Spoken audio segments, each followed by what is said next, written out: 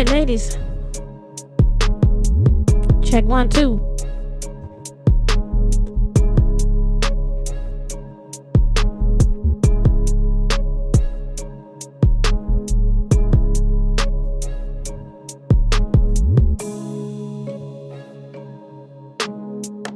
Check 1, 2, 3. That's good. That's good. Thank you for that one. Yes. Right.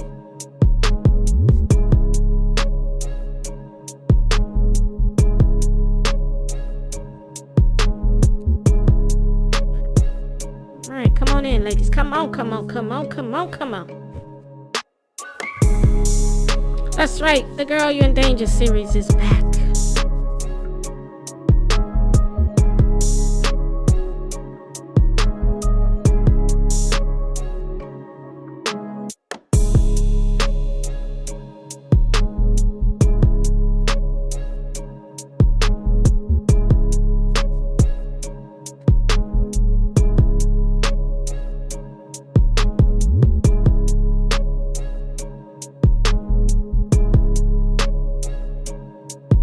Come on in and bang on that like button for me. Come on and do it. Would you do it, please? Welcome to the palace.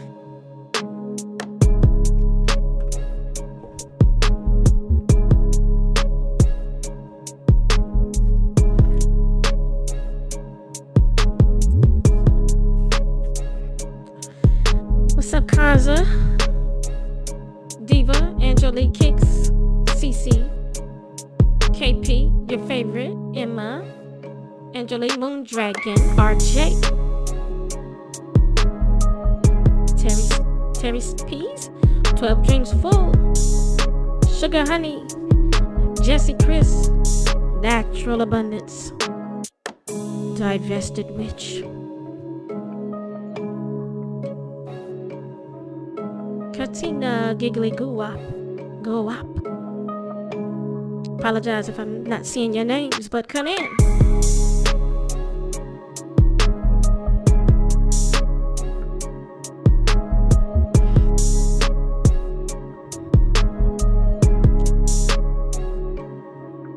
The things that go without saying, but they need to be said. So they don't go without saying, do they?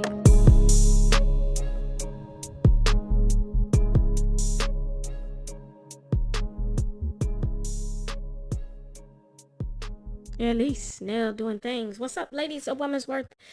All right, ladies, listen up. This topic is really a convoluted, hot mess, and I need to go ahead and talk about this live stream.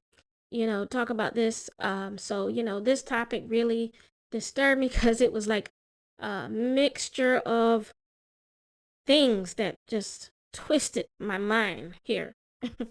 And so welcome to the live stream. What's up, Miss Grinch? I know Miss Grinch has been telling me clarity, abundance. Hi, darling. I know some of you haven't been getting the alerts, but I do appreciate that I see you right now. So we're going to jump into this topic because it's convoluted. And the title is Girl, You're in Danger. And so is your friend, evidently. This is something that I would say, I know I've been in situations where I have dealt with this issue and really want to talk to you about this. See what you think. So I'm going to first jump in right into the story and show you the facts and the receipts and all that good stuff. And then we'll go ahead and get into it. Got some receipts for you on this one.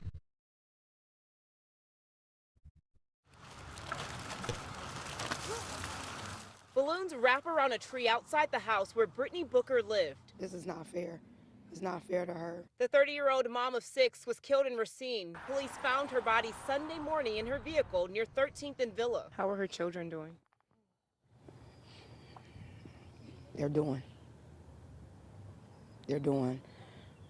No one is doing good right now. Investigators say one of Booker's friends was involved in an abusive relationship.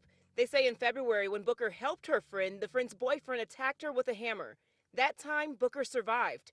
2 months later, police say that same man came back and killed her. She didn't deserve it. He didn't have to do her like that. She didn't deserve it. Booker leaves behind 6 children, the youngest 2 years old. One thing that I'm going to miss is her telling me that she loved me. Did she end every conversation like that? Every conversation. Even if it wasn't a conversation, it's just, I love you. I don't really know what to say. I miss my cousin like crazy. That was my favorite cousin.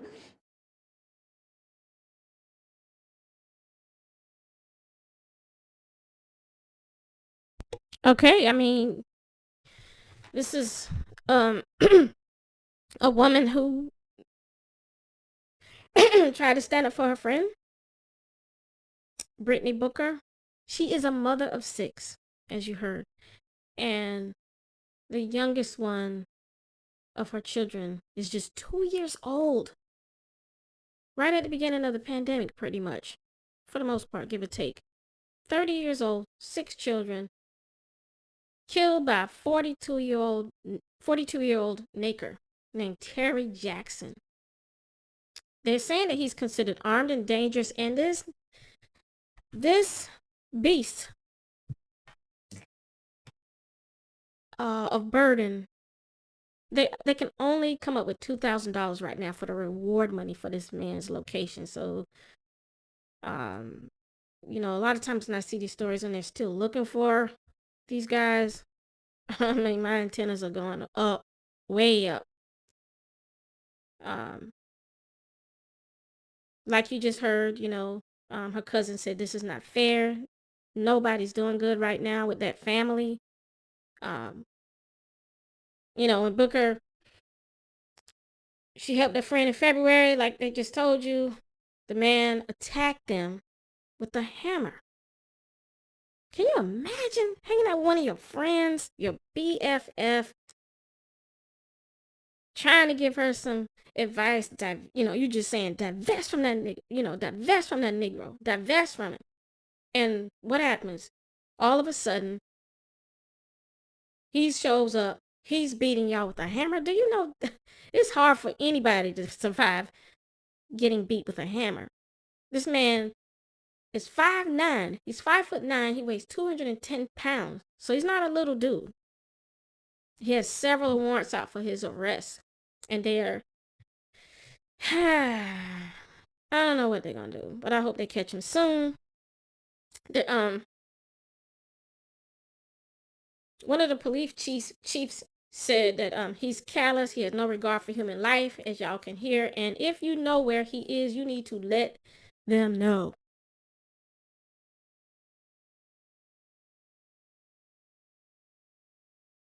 Okay?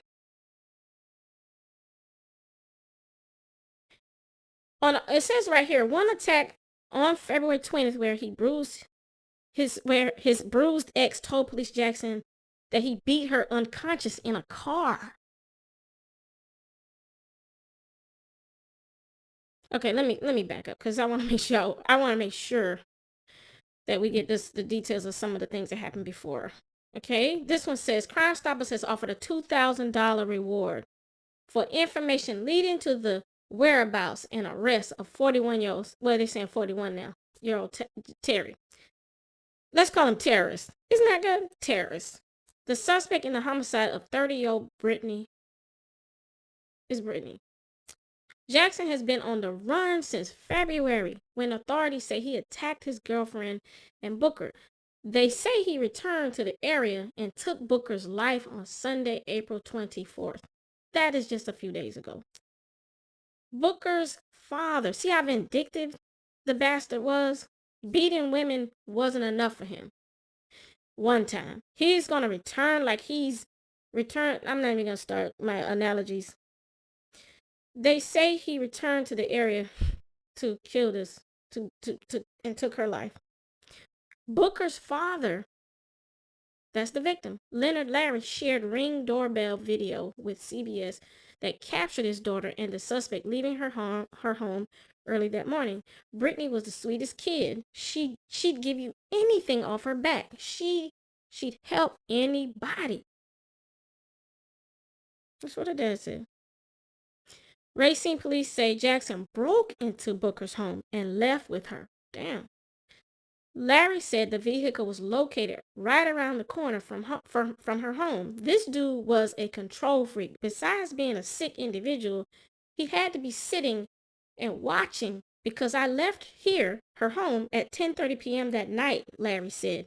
My grandson called me the next morning and said, Pop, where's my mama at? What you talking about, boy? I saw blood in the bed. I said, I'm on my way. Call the police. And authorities believe that this man is armed and dangerous. He's callous. He has no regard for human life. And if you know where he is, you need to let us know. The criminal complaint details Jackson's assaults of his ex-girlfriend and also Booker. God, you're getting beat with your friend. Oh man, this is too much. One attack on February 20th, where his bruised ex told police Jackson beat her unconscious in her car. Oh man, I mean that's and another on February 27th, where she said Jackson attacked her and Booker with a hammer, and she tried to get her belongings from his home.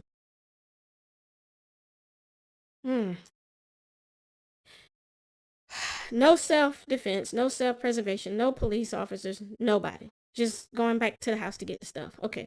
She was holding my grandbaby because he was beating that girl again, and Brittany tried to break it up. That was bad. Very, very bad. He believes police could have done much more to protect his daughter. Y'all, that's a key line that the cops is, they're suggesting that the father is saying that the cops could have done more to protect his daughter. I'll leave that for all of y'all. I would like for you to call in about, even if you just think about that shit alone. But there's other parts that you might catch. All this stuff they've got for ladies out here with people like that, none of that was offered to her. She stayed in touch with them every week. She called them to see what was going on. Larry said, now my daughter's dead and y'all want to come together and do something, and it doesn't make sense. Now he's urging the public to come forward. This dude needs to be off the street. He took something from me very precious and I won't get that back. He says he is thankful to all who have donated money and supported the family thus far. Jackson is currently charged with 11 felonies. That should say felonies and misdemeanor counts.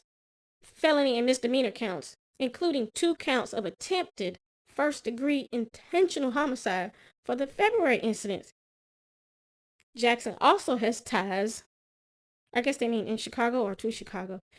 Tuesday evening, Racine police said a woman was arrested in connection to the case. Diamond Hood, this is her right here.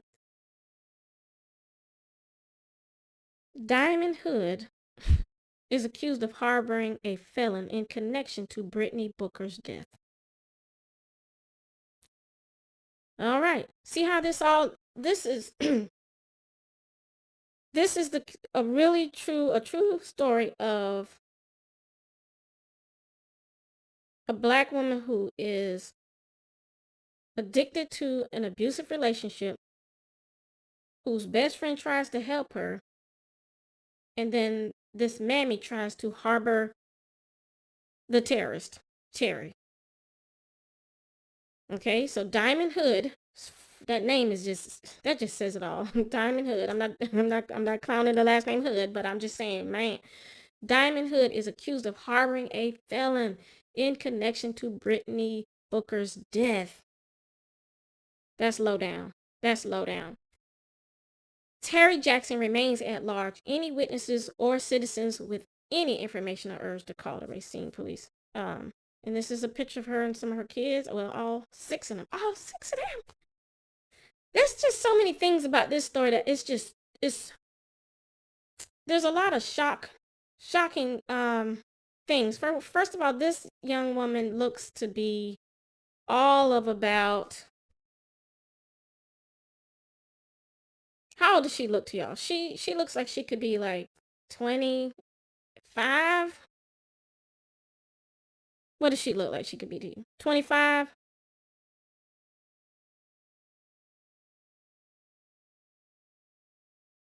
20.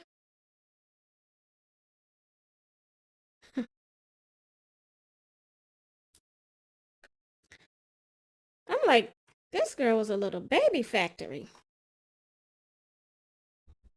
This was a little baby factory. I don't know what was going on in her life. I don't hear them say her husband anywhere, so she was having all these babies with somebody. 6 babies? Y'all, that's excessive. That's excessive. And to leave that many children, when you have 6 children, you don't have time to help your friend get away from a Negro.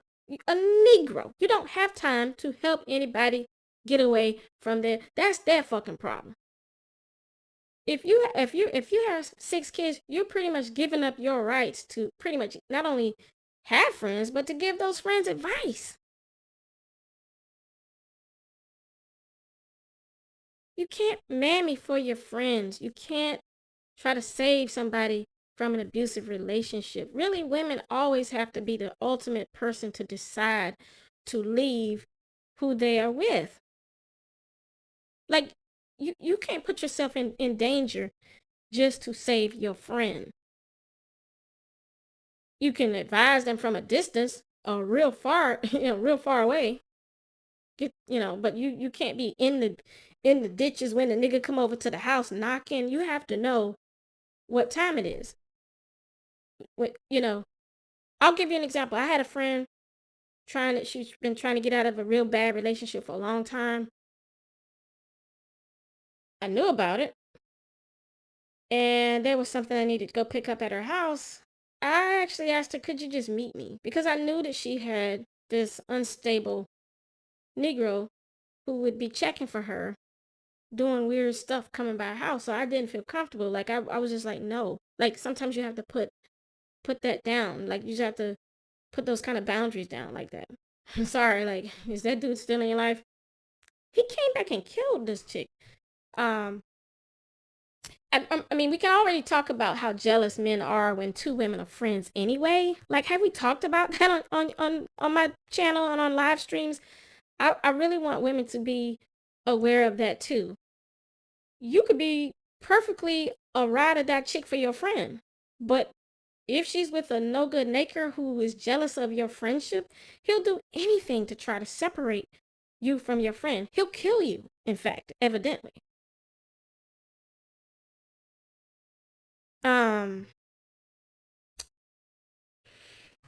He'll kill you.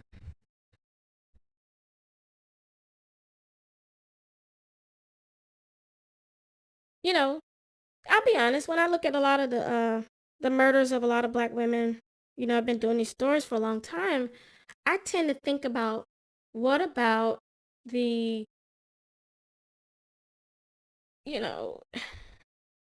it's just sometimes I look at these women and I go, golly, they look like they still should be alive. It's very hard to believe.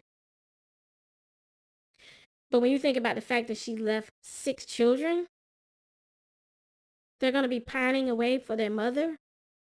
That's insane. I don't know if it's better to have 1 child that you leave alone in the world or 6. Because 6, they will have each other to grieve and be together. 1, they have no one. What do y'all think? I'm just putting out some different thoughts about this, because is it better to have 1 and that 1 is left alone if something happens? Or is it better to have 6? I know y'all don't even want to think about 6 because you're like, well, are you meaning with a naker? You probably like, but are you talking about with a naker? And you're like, well, in that case, none. I can't answer your survey, man. What's up, ladies? Come on into the chat and the conversation right now.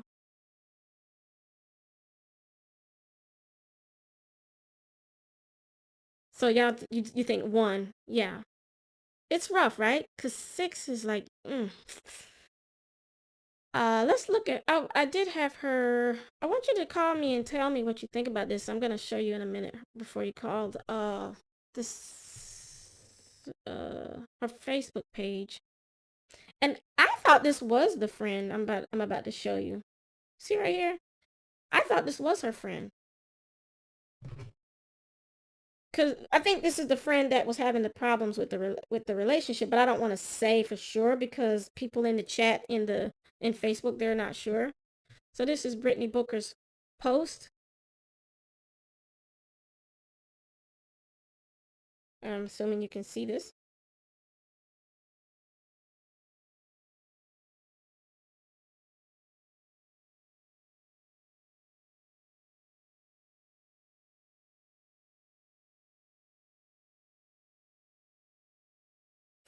If you see this, then maybe you can help me figure it out because I think she's calling this person her. She says, I'm trying to scroll down so you can see it. She says, it's me and her forever. Happy birthday to my other half. I know this ain't how we planned or how you wanted to spend today, but we gonna make it count because you still alive and beautiful. Demetria Monique, I love you so much. Happy 31st birthday, sis. Wish her one. You see that? So it made me think that's her friend. That is the BFF. But then when I looked in the comment section, people were really confused, and they kind of then it made me confused. But they're saying that her friend is hiding for her own protection.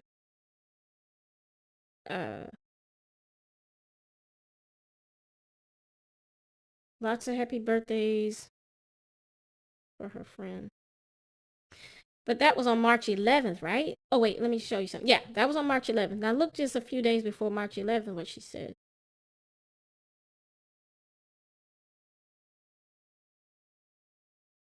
It says, I have not publicly spoke on this, but anybody who want to defend a man that beat me and my friend with a hammer need to unfriend me now. I had my damn daughter in my arms the first couple of hits. I ain't do shit to him. I didn't even touch him. He attacked me and said, bitch, you not calling the police on me, and hit me and even chased me while I knocked on doors begging them to help me. I could be dead right now. My friend could be dead right now. All y'all stories and what y'all heard need to cut it. It was never because she cheated either. It don't even matter what anybody did. Once a man picked up a hammer, he left me with a concussion, over 20 staples in my head, and a fractured skull. A small bleed on my brain literally left us for dead. Y'all go the fuck to hell. ISTG. What does that stand for? ISTG. I know I got somebody who's a text message master, or I don't know what that means. ISTG. But she says, y'all make it so hard to not speak on things these days. Fuck y'all. Oh my God. Wow. I read about 80% of that. I don't think I read the last couple of sentences. So that's why I don't know what the ISTG stands for. Oh, I swear to God. Thank you, ladies. I didn't know. I'm sorry. She said, y'all can go the fuck to hell. I swear to God. Wow. Oh God. I hate that she went out like this with all this anger and stress and ooh, this was bad. Y'all make it so hard to not speak on things these days. Fuck y'all. Oh my goodness. And look at all the shit he did to her. Wait. Having a baby in her arms. She had a daughter in her arms. She said her friend didn't cheat. She didn't do shit to him. Bitch, you not calling the police on me and hit me, even chased me while I knocked on doors begging them to help me. I could be dead right now. So she went running to people knocking on doors. Oh man. See, I've talked about this before. And let me remind you what I said. If you are in a situation where you have to ask for help because of the man that you're seeing or your friend, when is it too soon? When is it too soon? Or, well, obviously, it's too late to get out when they kill you and they put you in the hospital and they give you brain bleeds and fractured skulls. But when is it too soon to get out? This is a devastating series of events that took place. We need to deal with this, Black women. Like, there's a huge gap between what happened with this woman and what should have taken place. What should have taken place is they don't even know. Like, can you imagine? They don't even know that dealing with Negroes is an obsolete option. It's not an option. Thank you, RJ. She said it's never too soon to get out, and I was hoping somebody understood the way I worded that. When is it too soon to get out? It's too late to get out when you're dead and when they fracture your skull, but it's too soon to get out. It's never too soon. You always just assume the minute you learn that there is that this is like a trend, and you have to know that. You have to be aware. And I actually think a lot of Black women are hypnotized by social media. And I do believe that there are women, I'm going to put it out here, okay? There are women who are under a spell, social media spell. And I'm not just talking about the women who are victims, I'm talking about just in general. And they are not realizing all of the different parts that it's not just about uploading pictures and making comments and stuff and posting, but they're lost and trapped inside this type of matrix, the social media matrix. Nothing's really real until you're dead. Like that kind of, there's like the consequence of trying to gain approval in social media and making comments. There's like this statement that she made. I looked at the comments underneath it because I was very curious what people were going to say to her. And I was like, people really don't seem to take stuff like this serious. Like, that's one of her babies. There's all this beauty that a lot of people don't see with Black women. I kind of lost my spot. I think it's further down. Yeah. You're showing your love for your friend. I really think that's the friend. I mean, why would it not? Because she said that it's me and her forever, and she said she's calling her other half. Unless that's like her cousin or her sister. I think that's her best friend.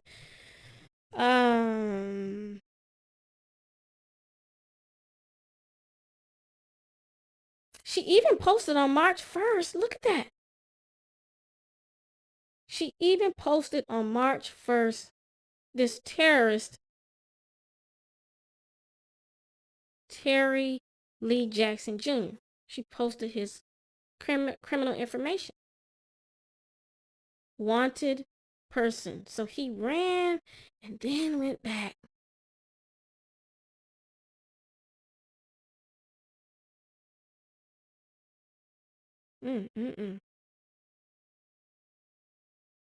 How crazy is this?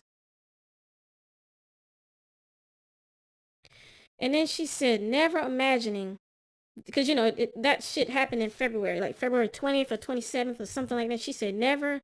I know what she meant. She made a little typo, but I think she meant to say, never imagining this shit happening to me.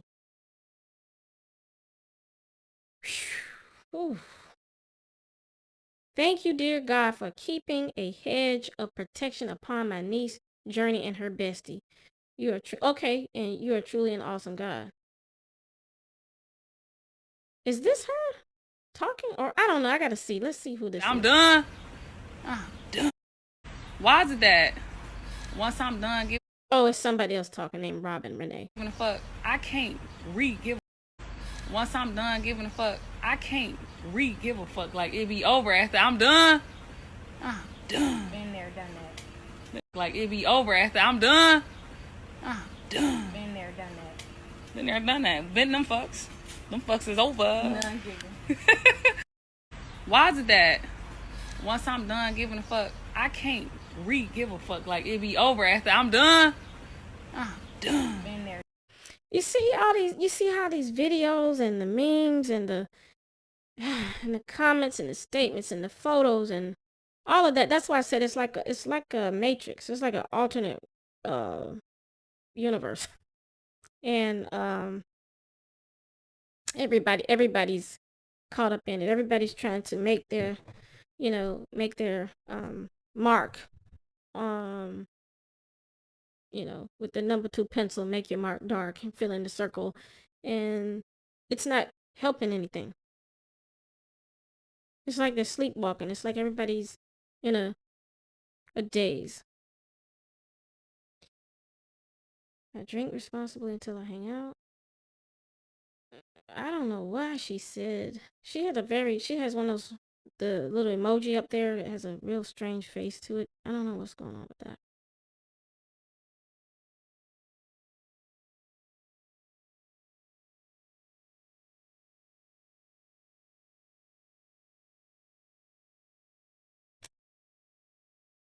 Who is that? Very unattractive nigger. Oof. Oof. Boy, his mouth. What is she posting that for? Next week, Friday, King Von's album is dropping. Y'all ready for it? King Von, I don't know. I'm too old for this. I don't know. Okay, I'm Gen X, so I don't know. But I think I've seen his pictures around, but whatever.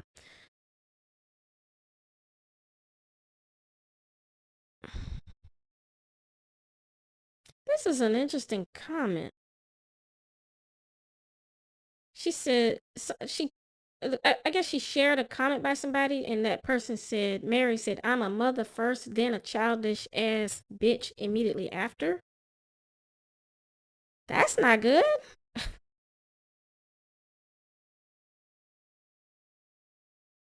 Oh, look at this, y'all. Then she shared something by a lady named Jasmine, and it says, fuck. I'm probably not going to get all these initials right. Fuck YB. What's YB? Fuck his mama. Fuck 4KT. Fuck his BMS. Fuck Quando and Tim. And fuck Michael Jackson. I don't know.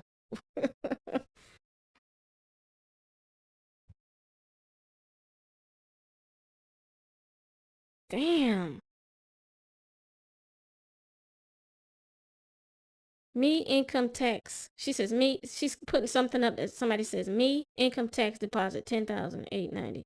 My family cannot borrow. Me remember y'all wouldn't watch my kids. Wow. Uh, and she's sharing something. Somebody said this nigga think he finna have 2 bitches and I have 1 nigga. Okay, I'm finna show you. Uh-oh.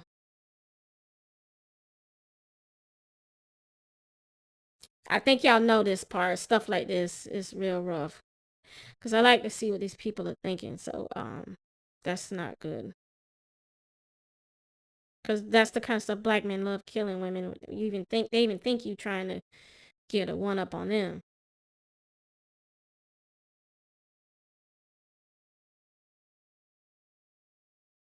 So she's talking about her celebrating her birthday right there. I'm gonna show you these pages are always very shocking. Like just far, far away from anything that could warn people. She was really mad, of course, with people on the 8th. Can you imagine having all those stitches and a concussion and having to write on your Facebook page for asking for grace? Like, I don't know. I'm just a virtual hug. Now, I did think that the people who commented on her page, they were all over the place because everybody's got different ways of thinking about justice. And here's back to this part right here.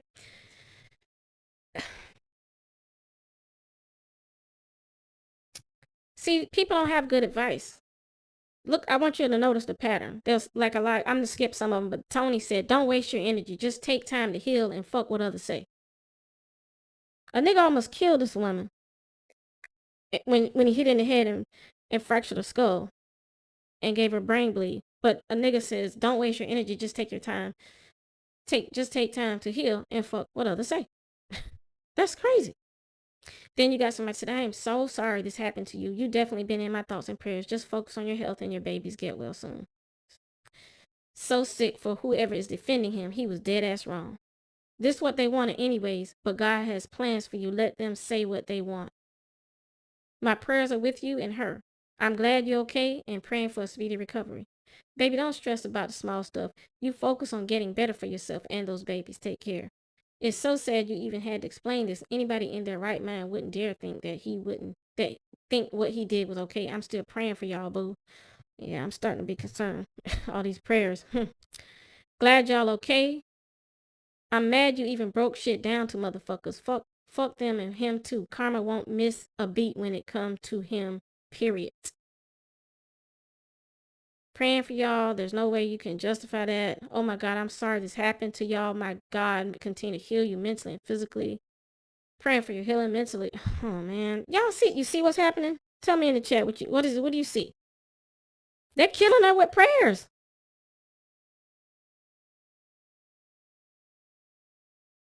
They're killing her with prayers. That's black. That's right, Elise. That's Blackistan for you, though. This is Blackistan. I'm so sorry you can't even focus on healing because of ignorant people. I hope they find him soon and he get everything he deserves. What's the pattern?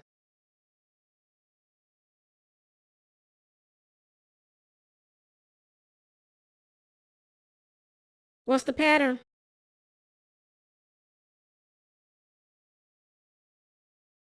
I mean,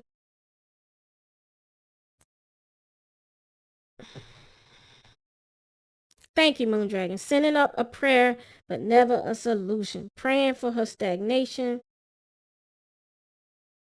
Erica just stuck in hell. That's right. Patty said no one is telling her to be careful and ditch those friends. Yeah, who they praying to? Another thing. I mean, we kind of know that that's kind of like, like it's kind of like universal sentiments and stuff, and I do certainly get that, but I just think like,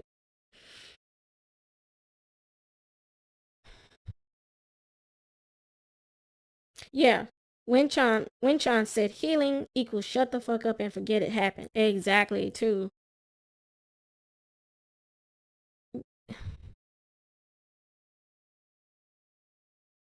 They're saying that they feel furious.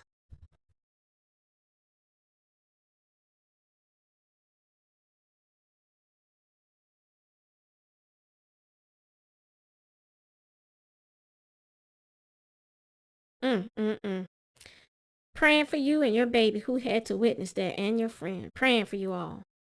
Oh me, fuck them and everything they stand for. If they defend a woman beat by a man, I pray for speedy recovery, sis. Oh man. Ah. Okay. That's highly problematic. And I noticed she may have gone back and commented to them, but she was really doing bad. She really didn't comment to them much. I don't even see her comments to anybody.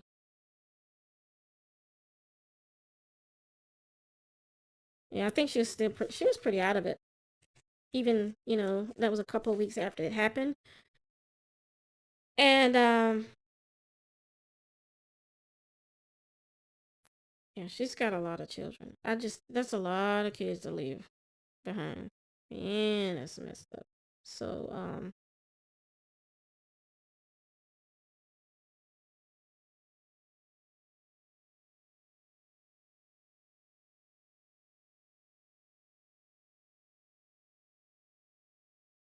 I think the trend for me is that these women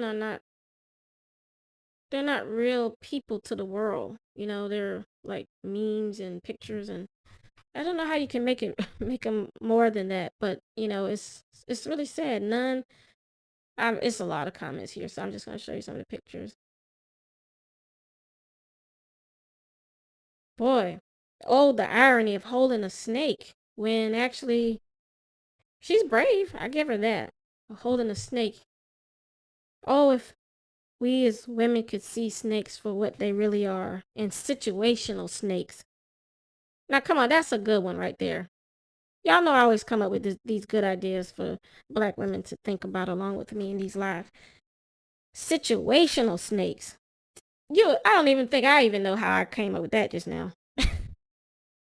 Circumstantial snakes. That's new, right? That's gonna help you. I know, because it's gonna help me. Yeah, she was holding that snake, but she wasn't aware of her circumstantial snakes. Some things are just circumstances, because it's okay to love a black woman as a friend, but when you know that she's in a bad relationship like that, like that shit, I'm trying not to curse for respect of the dead and the abused right now. I might curse about this nigga though for a minute, but them circumstantial snakes. Oh, I wish somebody would have taught me when I was younger. But I taught myself. Well, actually, that's partially true. I taught myself, and because of my own quest for divinity and things of that nature, I have been able to learn so much more. But yeah, this circumstantial snake shit, man, that's a good one. Gosh. And that's her friend holding a snake too. Oh, wow. Y'all see how ironic this is? They couldn't see. They had eyes, but they couldn't see, and ears, but they couldn't hear. They had hands that could touch snakes, but they didn't have a third eye that could open up and let them see. You were in a snake pit. They were in a snake pit. The snake pit of life. Look at them. They didn't know. They just didn't know. And I mean, when you don't know, you don't do better. And sometimes dealing with these nakers, it'll just have you like, as I told y'all, and I alluded to this in one of my previous lives, it'll make you do things right when it's too late. You get it right when it's too late. I'm just trying to share some pearls of wisdom, because this is a really twisted story here of two women. And you know what? It could be any two black women of any age group from any backgrounds that this could have happened to, as long as you had one of those snakes involved. Circumstantial snakes and snakes. It could have been anybody. It could have been anybody, because you just don't know how they're going to do things. Okay? She said dirty 30. She was in Miami, I guess, when she turned 30. That is kind of funny, saying dirty 30. Loading for tonight. Happy birthday to me, she says. But she looks so sad. So empty. And lonely. I don't know. I don't know what's going on. I don't even know. Post a pic, make them sick.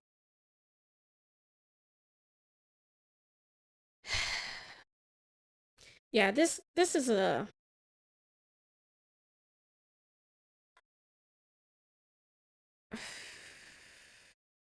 mm.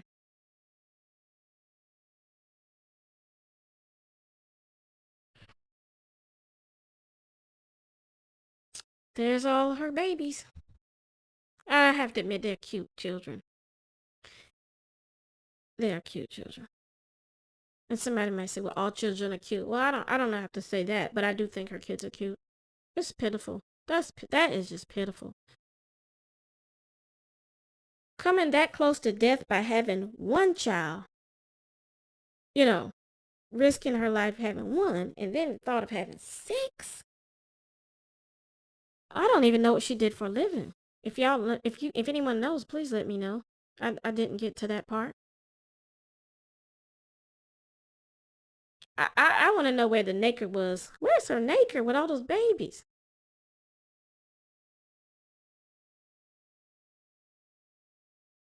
That pisses me off. I know it's her life, and that was her life, and all of that, but I'm just like, I don't care how cute your kids are. Where the daddy at? Where the nigga at?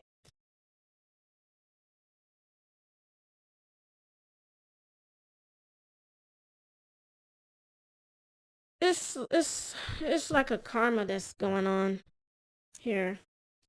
I'm not gonna give it all away, but I do think a lot of these women are living out some really bad karma of bad choices. How do you That's right, Tammy. What would make a young lady who seems to have that much life and vibrancy in her want to have 6 kids, not being married, clearly not being protected, you know? Why do you want to have 6 when you still worrying when you have friends that you have to worry about like that? Mm.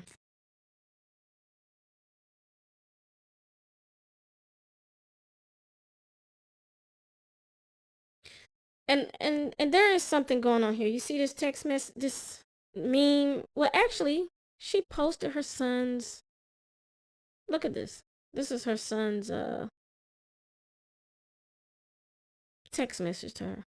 Because at first I thought it was a meme.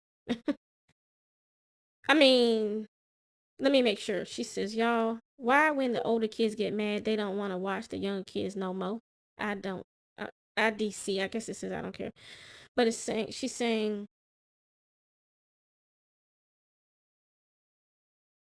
something was going on and on the left it says, Mom, can you pick me up at 2? It's boring here. And she said, no, TF, which is the fuck is school. Is you slow? And y'all just told me that ISTG says, I swear to God, you not my mom. No, no more. And she said, bye, I don't care. Tell your kids, watch theyself. I don't know. That might be from her phone or she was copying a meme, but that looks like one of her kids in the picture. This is really extreme.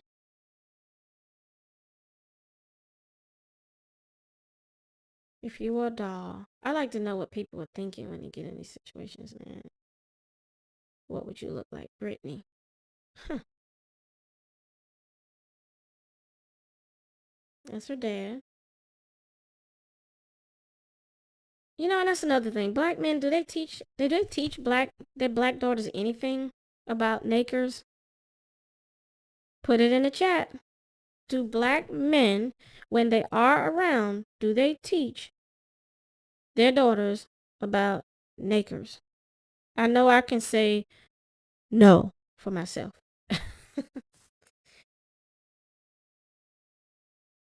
They do not, right?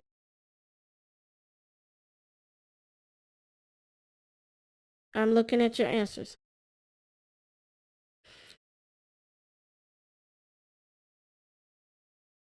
They don't teach their daughters about nakers. They don't ever say much.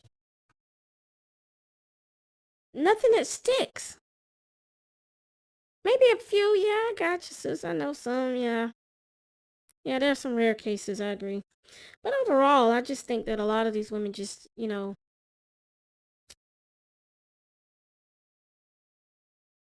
okay.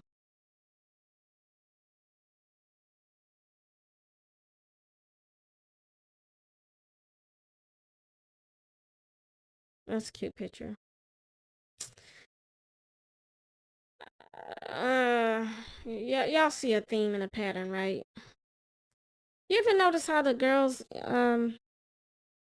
black femicide victims, they all starting to look alike? Come on, talk to me. Call me on the phone now, 202-922-3229.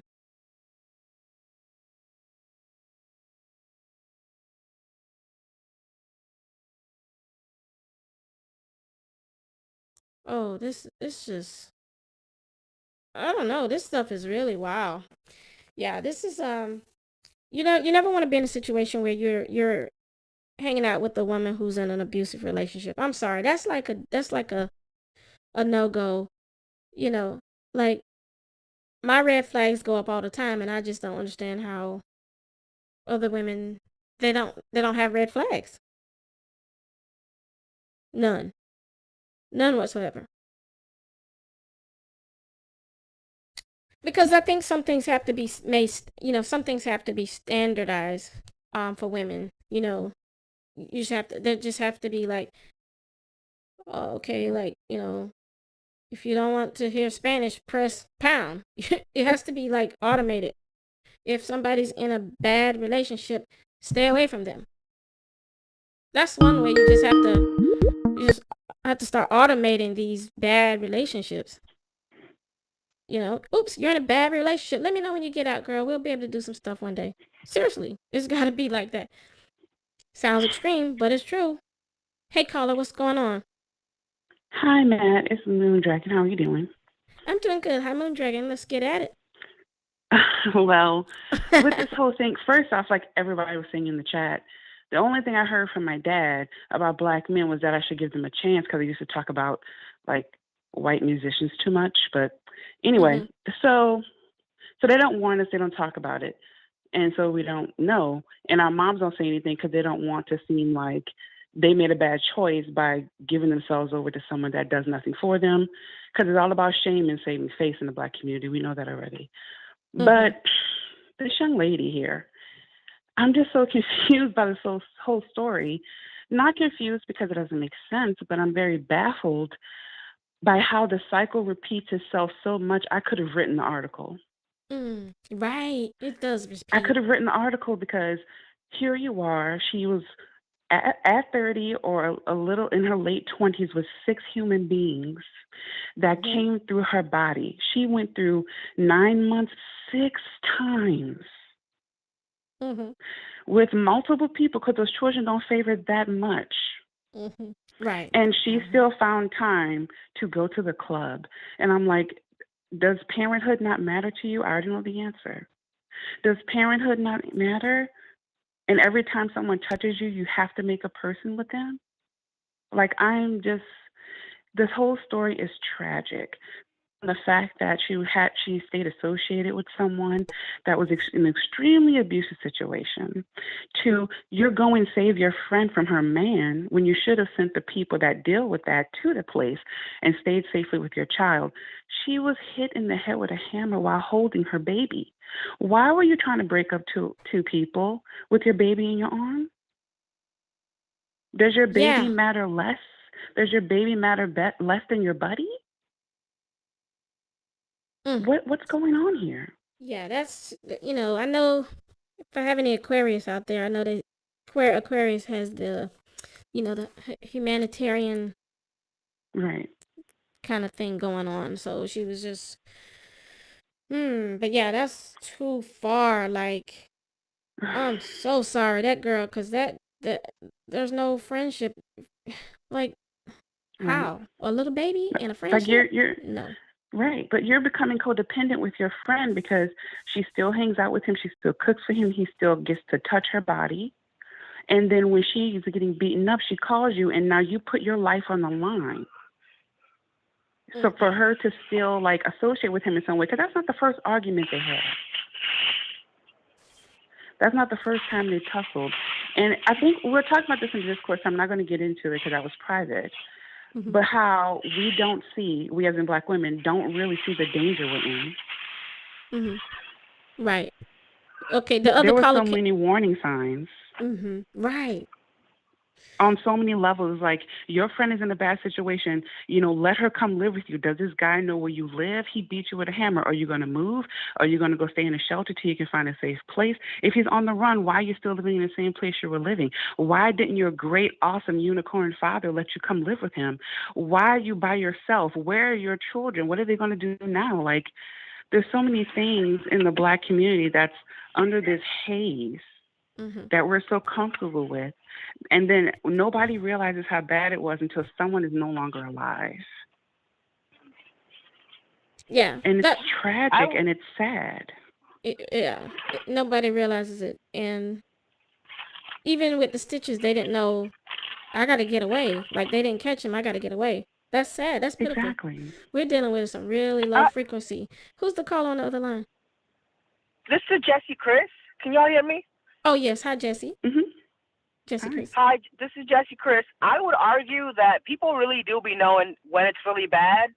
In my opinion, because you asked a couple of questions, I think a lot of BMs, they know, they just don't want to warn their daughters because they know they gotta keep her ignorant for the next asshole who wants to, abuse her, because they're on code. And I think for black women, they don't teach their daughters because it's like sometimes it's out of jealousy, it's out of a lot of things, out of trauma. But it's just like, I feel like people, when they say, I didn't know, it's like, yeah, you knew, because it'll be someone like me who will warn people, who will warn, my homegirl, like, hey, this person's kind of, ain't shit. He's ain't shit. And they'll get mad at me for warning them. So it's like, I don't know. When people say they don't know, I'm sorry, but I'm at the point in my life where I'm like, yeah, y'all knew. People know. It's just you get tired of warning someone, and then for me, I'm not going to put myself in that risk to be abused too. So I'm just going to, I'm just going to have to distance myself, because if you don't want to hear me or listen to me, then, or, take heed or something, then what am I going to, there's nothing else for me to do as your friend or as your relative, Yeah, I think I think the knowing is very worth picking apart. Yeah. It's a knowing, but it's a knowing, but not a believing. And it's two different things. Do you believe that you are in danger, or do you know that you're in danger? And a belief supposedly is deeper than what one knows. I'm sorry, I always teach on this shit. Let me stop. But but yeah, I think there is there is a sense of knowing that they know. Like, yeah, he hit me, let's call the police. I knew I was in danger. But really believing that you actually could get taken out. You see, that's where the real issue is, stuck on that. Right. Everyone thinks they're impervious or they're invincible until they're no longer invincible because they're in the casket, and then it's too late. But how much of the story? Because I think a lot of it has to do with the abstinence and the defiance a lot of Black people have, to the point where it's like, well, Black women, because that's what we're referring to here, where they're not. They know something's bad, but because they want to do it, they will walk across fire, go through a pool of piranhas. They don't care. Yeah. Their goal is set, and they're going to do it. Their goal's set. And it's like, that is what I want. This is the dude I want. Like, girl, he literally bust your face open 3 weeks ago, but he's back and he apologized. And someone giving you a warning is not a sign of I should stop. It's a sign of I need to push harder because I want it. And it never works out. Yeah, and I think it's also part of like the brainwashing that a lot of Black girls get, I say a majority get, when they're young too. If your mom or your dad's beating up on you, they teach you, I do that too because I love you. And the reality is that's not love. That's abuse, and it's not love. So if you learn from that, and we all know that Black girls get abused at a very high rate, especially within Black communities. It happened to me too. It's just like, when you are taught that from a child, that, abuse is love, guess what? You're going to think what you're going to think as an adult. All of this man beating up on me or doing threatening things to me is love. And so it's a terrible, so I think it's brainwash. Part of it is brainwash. For sure. Okay, but it's also like your own internal barometer is also thrown off because you don't like it. It doesn't feel good. And so instead of dealing with what doesn't make you feel good, or at least exploring that uncomfortable feeling, you cover it with cute pictures of you going out with your friends and you have 6 kids. Right. You take the attention and refocus it to something that makes you feel good temporarily when you have a gaping wound in your life. You know what I mean? Yeah. Yeah. Damn. Oof. It's sad. It's really sad. It's awful. We have 2 on with us. Let's see who they are. Who are you? Hi, it's Erica. Oh, hi, Erica. Hi, it's Charmaine. Okay, Charmaine, thank you. And okay, let's get Erica. Let's go. I used to teach domestic violence or violence in relationships class when I was back in high school. And one of the things I observed, because I was in a very diverse high school, and one of the things I observed was seeing just this like cognitive dissonance when it came to women, even though Latino women, when it came to abusive relationships. Throughout the class, they kind of treated it like it was a joke. Or, because I remember this was during the time when Rihanna and the Chris Brown thing happened. Yeah. And when I was with my teacher, we were kind of explaining how, like, what can you do with these situations? And one of the things we try to tell people is if, like, someone in an abusive relationship or, like, you're close to it, don't get involved, but you can go privately call the police and hopefully make a police report. So while we were discussing that, as soon as it happened, and this was including the Black men in the class, they were like, oh, I'm not calling the police for anything. I'm not doing that at all. and including the women said this. They was like, I'm not calling the police. Why would I get involved with that? I'm not doing that.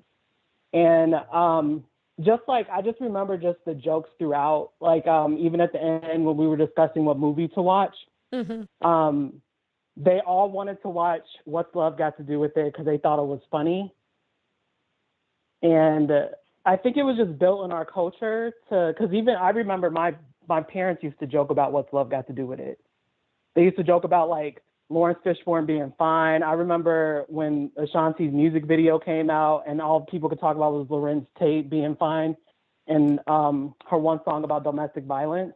So I just remember, like, in a sense, it was just always a joke within our community.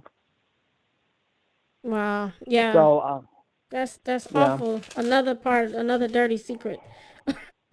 Yeah, it's abuse and it's them gets talking laughed about at. sex. Yeah. They always talk about how like the men are fine and then that they're good at sex.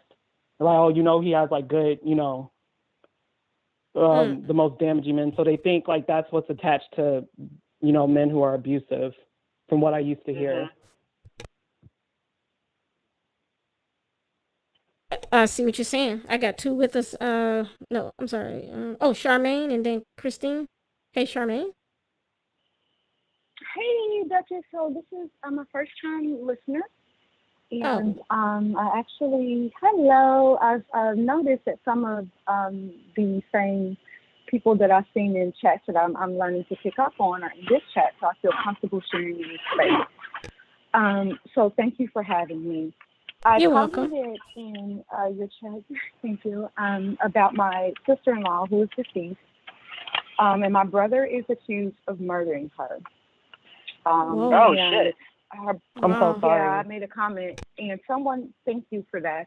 Someone encouraged me to call in, and just know that I'm nervous. I never call into the panels, but I am so heartbroken.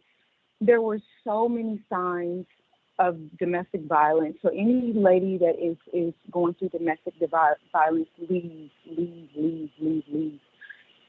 And let me precursor it by saying this. Yes, he is my brother, but I am a woman first. And I stand beside women first. I told my sister-in-law on multiple occasions that you need to leave. This man is dangerous. This man is dangerous. This man is dangerous. He made her quit having communication with me. I won't say much because he has not went to trial, but I have blocked his jail phone calls. But damn. Just in a nutshell, the accusation is, this is how she passed, ladies. So sad. Is that she was apparently drugged by fentanyl in a cup that they found beside her bedside, and S word in her head 3 times. She made $90,000 a year as a fight. I'm telling you this. She had 2 beautiful children. She made $90K a year as a finance director. He was a dusty and is a dusty. And I'm just disgusted. I blocked his number because he had the nerve to ask me to forward him pictures of another woman who's scantily clad. And I'm thinking to myself, like, do you not even respect me enough to breathe? Even if you did not do what you're being accused of doing, I lost a friend. Your wife is deceased. What is happening here? Damn. And this is when I started, this case happened in 2020. And this is when I started looking into Black femicide. I didn't know that's what it was called, but I started to see a pattern, and I'm devastated. I am devastated. She did not deserve that, and her children are with her parents. I can't see my niece or nephew. I told my family, listen, when it came time for her funeral, they were pressuring, like, oh, we need to go to the... I said, leave these people alone. Your son is accused of murdering their daughter. Give them time to breathe.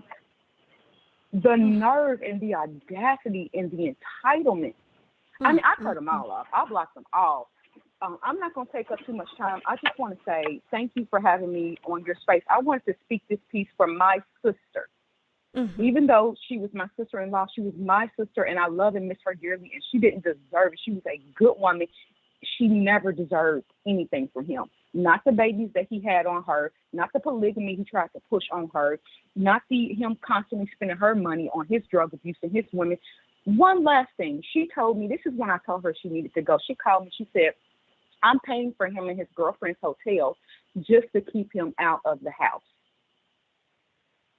I said, get to your father's house and come to my house. And I'm here in Florida. And if he shows up at my house, this is my own flesh and blood. We came out of the same mother, same father. If he shows up at my house with that nonsense, I will put a bullet in. Enough said. She didn't take my advice. And if you're in domestic violence situations, leave. But for the women on the flip side, if you're not in one and your friend is, do not involve yourself. Provide her with a hotline number and call 911, because there's literally nothing that you can do, because he will turn on you too. And that's all, Duchess. Thank you for having me up on your panel, and thank you, ladies, for taking the time to listen and for your kind words for my sister. You're welcome, Charmaine, and I'll be wishing you all the best and continue to just stay strong. Telling your story makes a difference. So thank you. Thank you. I'm gonna subscribe. This is okay. I love y'all already, and I don't even know y'all. I feel the love. Oh, bless your heart. Thank you. All right, take care. I'm gonna get off the line too. I'm gonna get off the line. This is Jesse Chris. Bye, everyone. Okay, thank you, Jesse Chris. Take care. Appreciate your call too. Okay. Thank you. You're welcome. Okay, Christine. Hi, Mad. I'm here. Is my volume okay? Yes, so far so good. Okay, thank you. This is Christine Finlay again. I'm not going to take up too much of your time. Thank you for having me on the panel. My pleasure. Thank you. Sure. I just want to make it quick, but unfortunately, this is another tragedy. But I'm not surprised by the outcome. I've gotten to a place in my life where I can predict the way a situation will pan out. I can pretty much look at the players and make a judgment call. But having that level of discernment takes time and development. And unfortunately, a lot of us, we don't get to that place because a lot of us do not take that time to go into a phase of solitude. I got there because I went through a period of time where it was me by myself. Before I met my husband, I was by myself for almost a decade, okay? And during that time, I did inner work, personal development, because you asked the question, did our fathers teach us any of this? My father was in my life. However, he didn't teach me any of these things. There were certain things that my mom taught me. However, a lot of what I learned was through just living life, navigating throughout life, and just observing. If you observe what goes on in Black culture, it's not very hard, but it takes you stepping away from it to see what's really going on. And once you do that, you can pretty much predict what's going to happen. You can look at a situation, okay, I know this is what's going to happen. Unfortunately for this young lady, her chance to course correct, I'm pretty sure at some point she had the opportunity to course correct, but it does seem based on her photos and the clips that you showed that she was heavily involved in Blackistan culture. Her photos reeked of it. And it doesn't take 6 children to get to that place. But unfortunately, her final opportunity to course correct and change her life, she's gone. So she's not going to have that opportunity. So as far as having friends, I don't really have friends. I enjoy the Black women empowerment conversations, and I've been listening to you for a couple of years. And it's only here recently that I actually started to participate in the chat. And but for the most part, I've been listening to you for years, Matt. But what I'm doing now with my life, me and my husband moved away from everybody. His job, with the opportunity of his job, we relocated, and it's just so peaceful.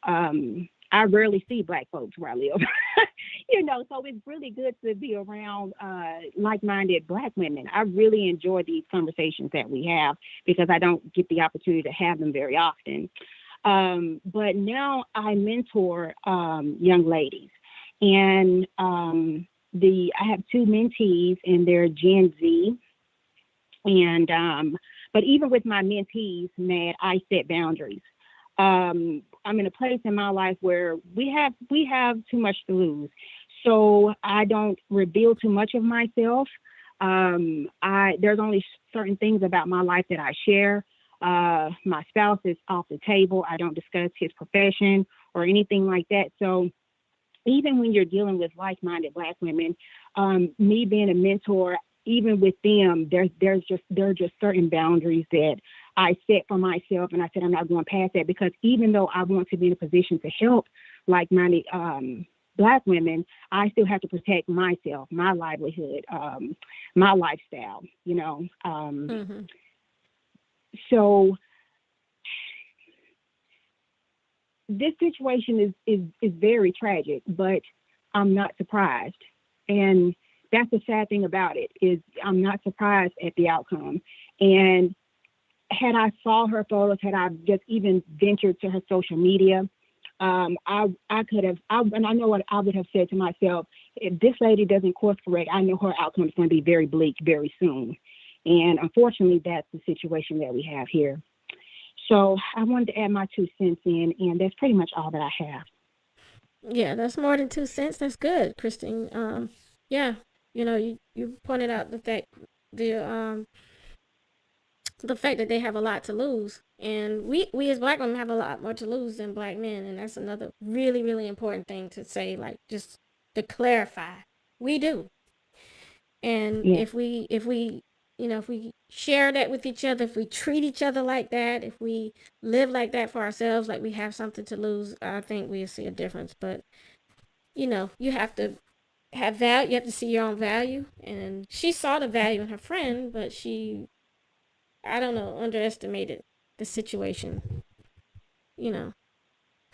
She estimated her friend's worth as being valuable, but she underestimated the danger that they were in, which is just... That's true. From what I can see, and from just her postings, she was in a deep level of just confusion.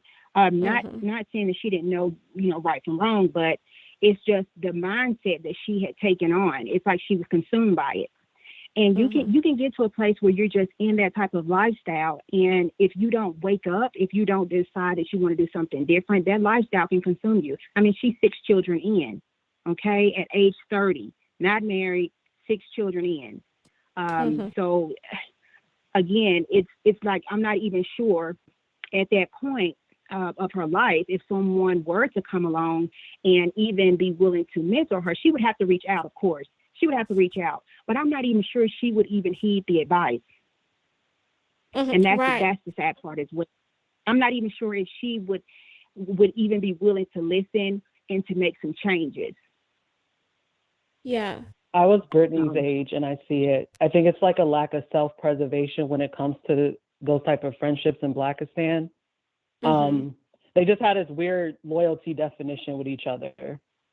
And I've seen it with my friends. It's just so strange how much they value this weird aspect of loyalty, where I'm going to put you first no matter what. Even if I have kids, I'm still going to put you first. I'm going to risk my life for you. And just identifying in toxicity, I think. I think that both of y'all just made me think of something. Where are the friendships where women are not in danger like this, and that level of loyalty is there? Like, does it take that living on the edge lifestyle? There's a certain edginess to their lifestyle that I'm not trying to judge the girl because she's gone, but there's an edginess to it that I just can't relate right now. I guess, and I just wonder, is it that, I'm sorry, that element of danger, it seems like that kind of helps create a certain kind of fierce loyalty to each other. That naked energy. I think you really do have a good point there, because... Go ahead. Go ahead, Moondragon. Okay. I understand what you mean, and I kind of see it, but there's a sense of danger and the bonding around the danger. Like the friendship becomes stronger when you're in really intense situations. But even if it's not an abuse situation, or, you know, you were at a party and both of you had to run away from gunshots, a lot of the way they live on a daily basis is really intensely unsafe. The way that they'll go back and forth and exchange how they met a guy with their friends. They'll talk about, and I say this like from seeing my cousins and how they interact with their friends. They'll talk about, you know, the unsafe sex they've had, or, you know, they went on a weird date, or the way they went off on a coworker, or they went off on a neighbor. So even if they're not in direct imminent danger, like this young lady was with her friend, there's still that connection around the drama, around the adrenaline rush, around the fight or flight. It's still there. It's just in varying degrees. Right. And it's still, it's like, oh, girl, remember last weekend we went to the club and you met that guy, such and such. His wife called me, blah, blah, blah. His girlfriend called me. And you can have 2-hour conversation around the fact that you're not going to be a side chick because you're different. And then there's no conversation about, well, how are you feeling? How are you getting on? Like, are you really ready to have another child? Like, this conversation never happens because the bond is around the fight or flight adrenaline rush. That's where you guys connect. And I think that feeds into the problem because you're never far enough away from that type of activity to even think. Because when you're in survival mode, you're not thinking. And that's part of the reason why I think they make so many bad decisions, actually. Yeah, it's hard to even visualize another kind of like Facebook page right now, like where right. the element of danger is not, you know, circulating. And there's other kinds of things going on in this, you know, things that she presented that it makes you wonder, like, if those things weren't there, you know, where are the friendships with Black women where that stuff is not there, that little stuff that's around their lifestyles, you know, because those things, that stuff that I'm talking about, it clouds a lot of these ladies' judgment. And so, that's the stuff I won't say what the stuff is because, you know, that gets into a lot of stuff, but it's a lot of stuff involved here. And it would take Black women to really be open and really desperate to, you know, like we crack our own story open and look at this stuff and say, what's making us do this shit? We got somebody with us here, and I don't know. I think it's RJ.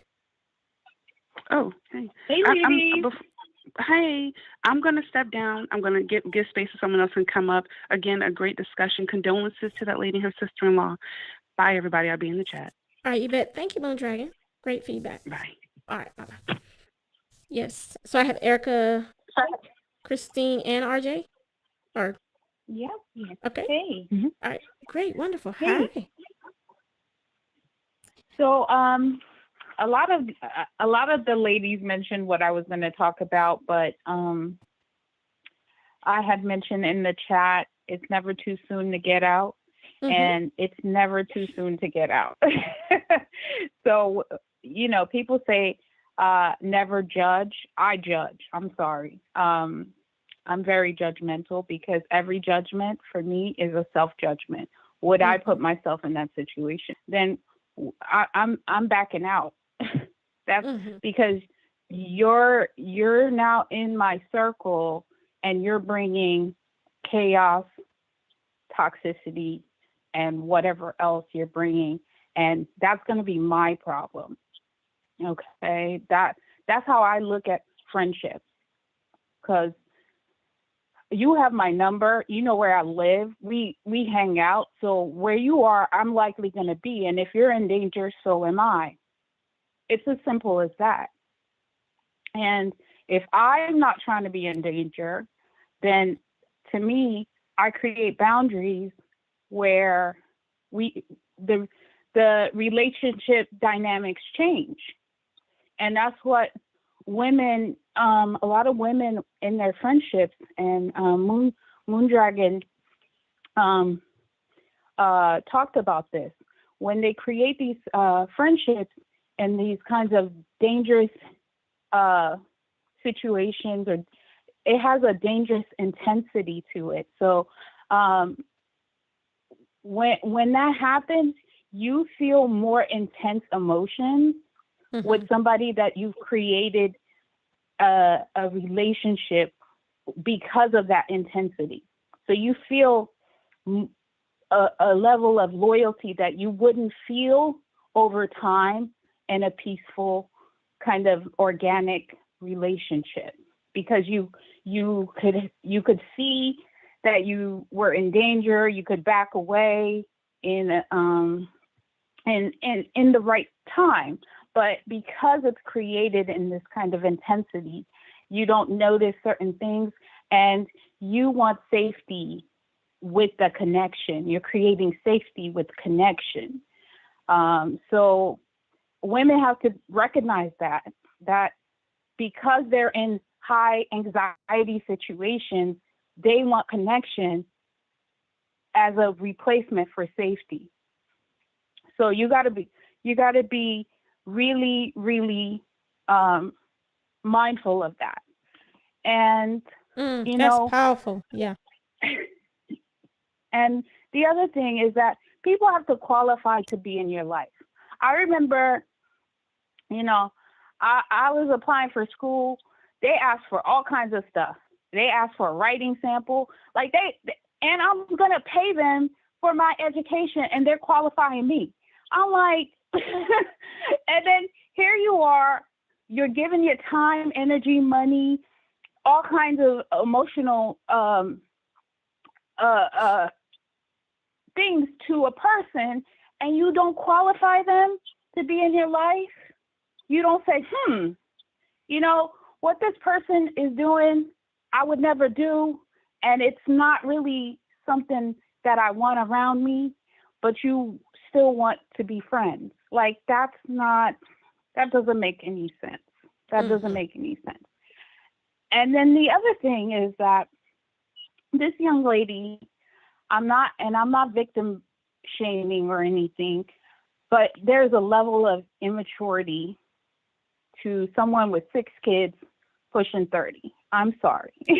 There's a lot of immaturity there. And I granted it might not be her fault.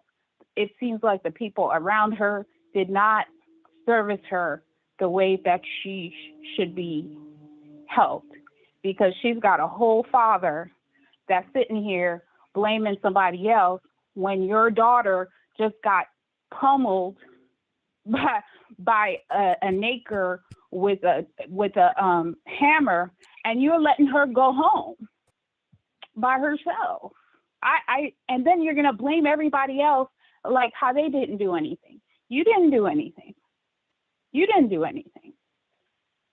You know, and I'm not shaming anybody that has 6 kids, but to me, if you have 6 kids, you need to be minding your business. You don't have time for all this.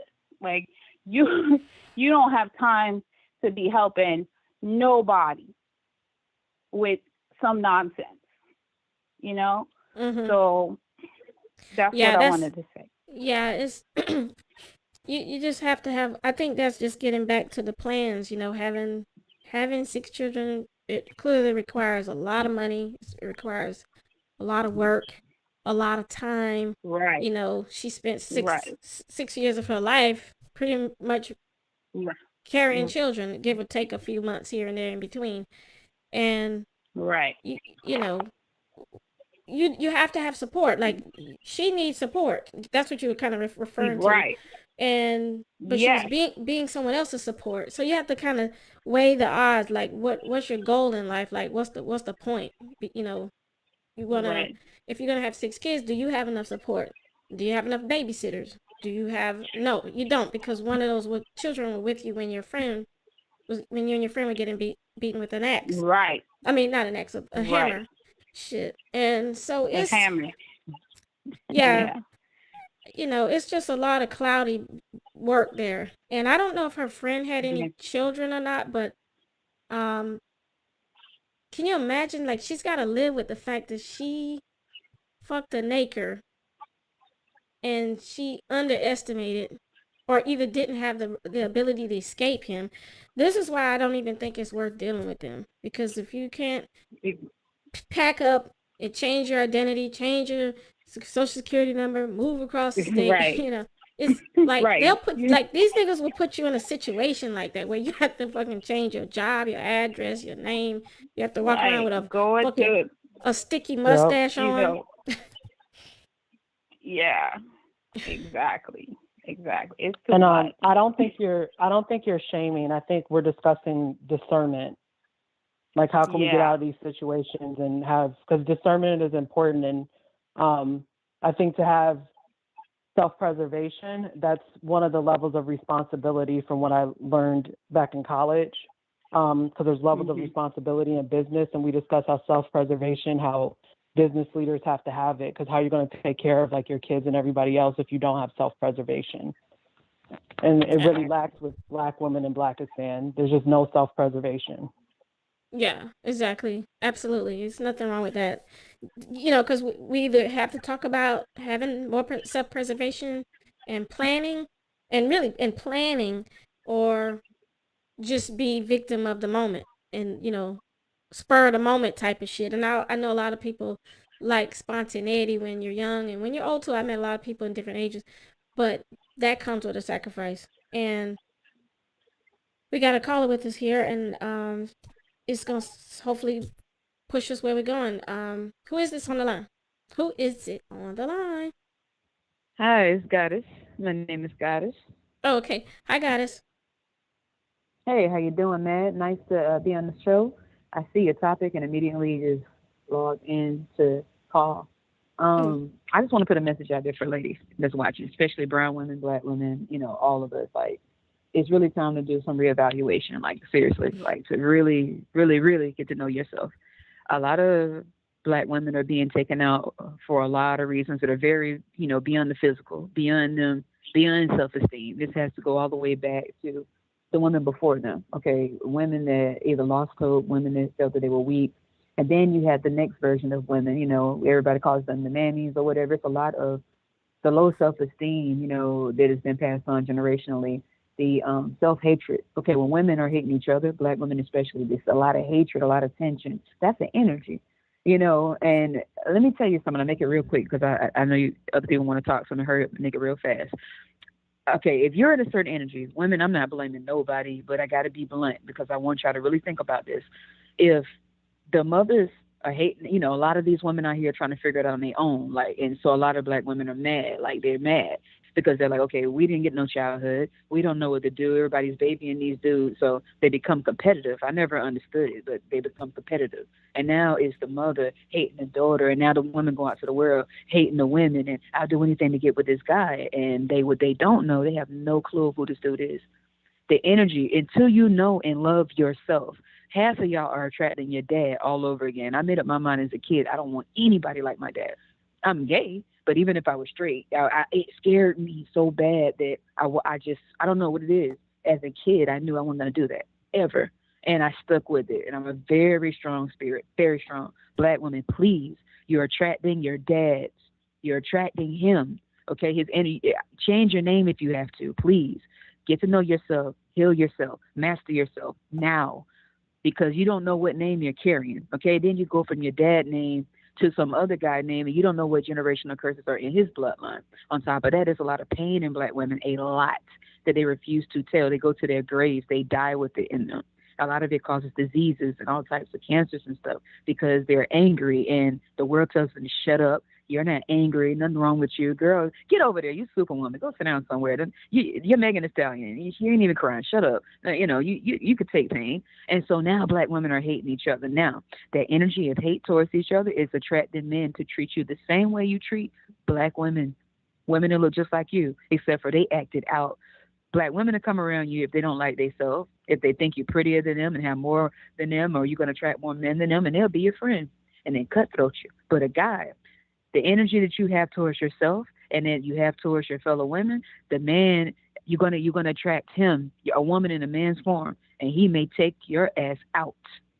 Okay, you will not live from that. You got to get yourself together. Don't go around, you know, being having sex or whatever. I'm not. Okay, what's good for me ain't good for everybody. I'm just giving y'all the honest truth. I am 12 years abstinent, okay? And that's because I just don't want that. And that's not for everybody, but it's for me. It's the path I'm on because I refuse to continue generational cycles. It's very serious to me. It's very serious. Black women, y'all got to because your life depends on it. You don't know who, y'all need to know, do background checks. You need to know if your dude is a pedophile. You need to, don't let him tell you, armed robbery. You know what I'm saying? Know what I'm saying? No, ain't no damn armed robbery. And he don't have no damn charge for being a thug. What he has is probably some battery, some domestic violence, probably some molestation, probably some pedophilia. And y'all don't even check because you're just so happy to have a dude because people tell you, oh, black women ain't attractive and they lower value. So you just want to prove to the world you can get a dude. You can get a dude, all right, but you don't know what the hell you're getting. You don't know what you're laying down with. Your womb is becoming tombs. Oops. And you don't want your womb to become graveyards, man. And you got these graveyard diggers. Y'all are the beautiful women, but you letting these guys turn your womb into graveyards. So they go digging in what should have been soil, but that soil has a lot of dead bodies. And I'm not talking about, I'm talking about the souls from these men, these males that don't love themselves, and they heal themselves through you. Okay, and so now you pass it on to your daughters and black women. If y'all don't stop this, the next generation of black girls, they're done. They're already dying left and right now. These young girls can't even graduate high school. It's not fair to them. That's not fair. We lived. We're still here. That's not fair that they die at 18. Y'all don't see nothing wrong with this? You don't see anything wrong with this? Of course. It bothers me. Oh, yeah. It bothers me because the other night I saw something that sent chills through my spine. And I thought about when I was 18 and God, all the things. I've always been a wise person, but you don't know too much when you're 18. You could be wise, but you're not wiser than a 90-year-old, right? So I think now, oh my God, these girls, 18 years old, they leave out with this guy. They never make it home. You looking at a 18-year-old girl in the casket, 21-year-old girl in the casket. Y'all black women, think about when you were those ages and how lucky, how blessed you are. Don't set these girls up for the future by letting these guys dump off these. I was going to say a word. I was going to say something. I ain't going to say it. And that's it. I'm trying to keep it clean. Don't, because you setting the future black girls up, and it's not fair. They may ask you, why did you do this to me? Why did you bring me here? Why is he my dad? Why are you doing this to me? Think about that and the type of power you have and the position you have to either bring people here or not. And if you bring them here, choose wisely, because you don't want your kids to be upset of who you chose, because they might just take you out and your kids out, and they don't give a damn. Don't set the future girls up. I just had to come through and say this. Thank you, man. Yeah, that's well said. I really appreciate that, Goddess. Powerful stuff. And you're right. Great advice, great wisdom. You're very welcome, Miss Matt. And I'll come on into the chat now. Y'all have a nice night. Y'all be safe, and I'm still watching. All right, cool. Thank you. I really like that. All right, now, cool. You're welcome. You're welcome. Yes. That should be a t-shirt, not 12 years a slave, but 12 years abstinence, she said. I like the confidence she spoke on that as well. Yeah. Does anybody know what this, because I have a black son, is there something that you've seen on Facebook that would have inspired women to post that? Because I don't know what the connection is. I mean, I get that she's proud that she has a son. There's some hashtag because I have a black son.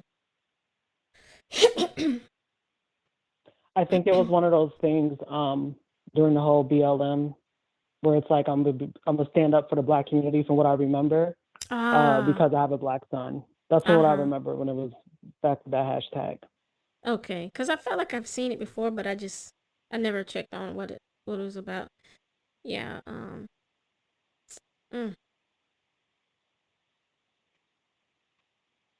What will happen to you in the next 30 years? Next 3 years. Oh my God, y'all. Look at this picture. I got chills when I saw this.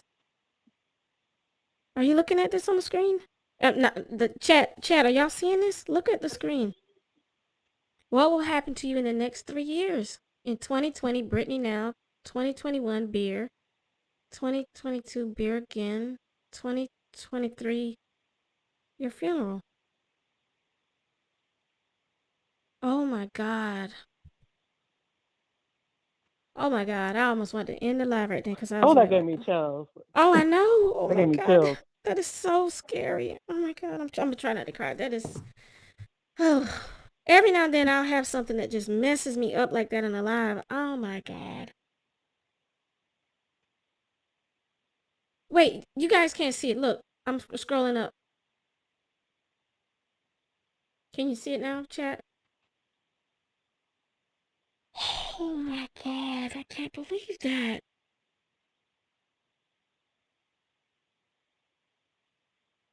Oh,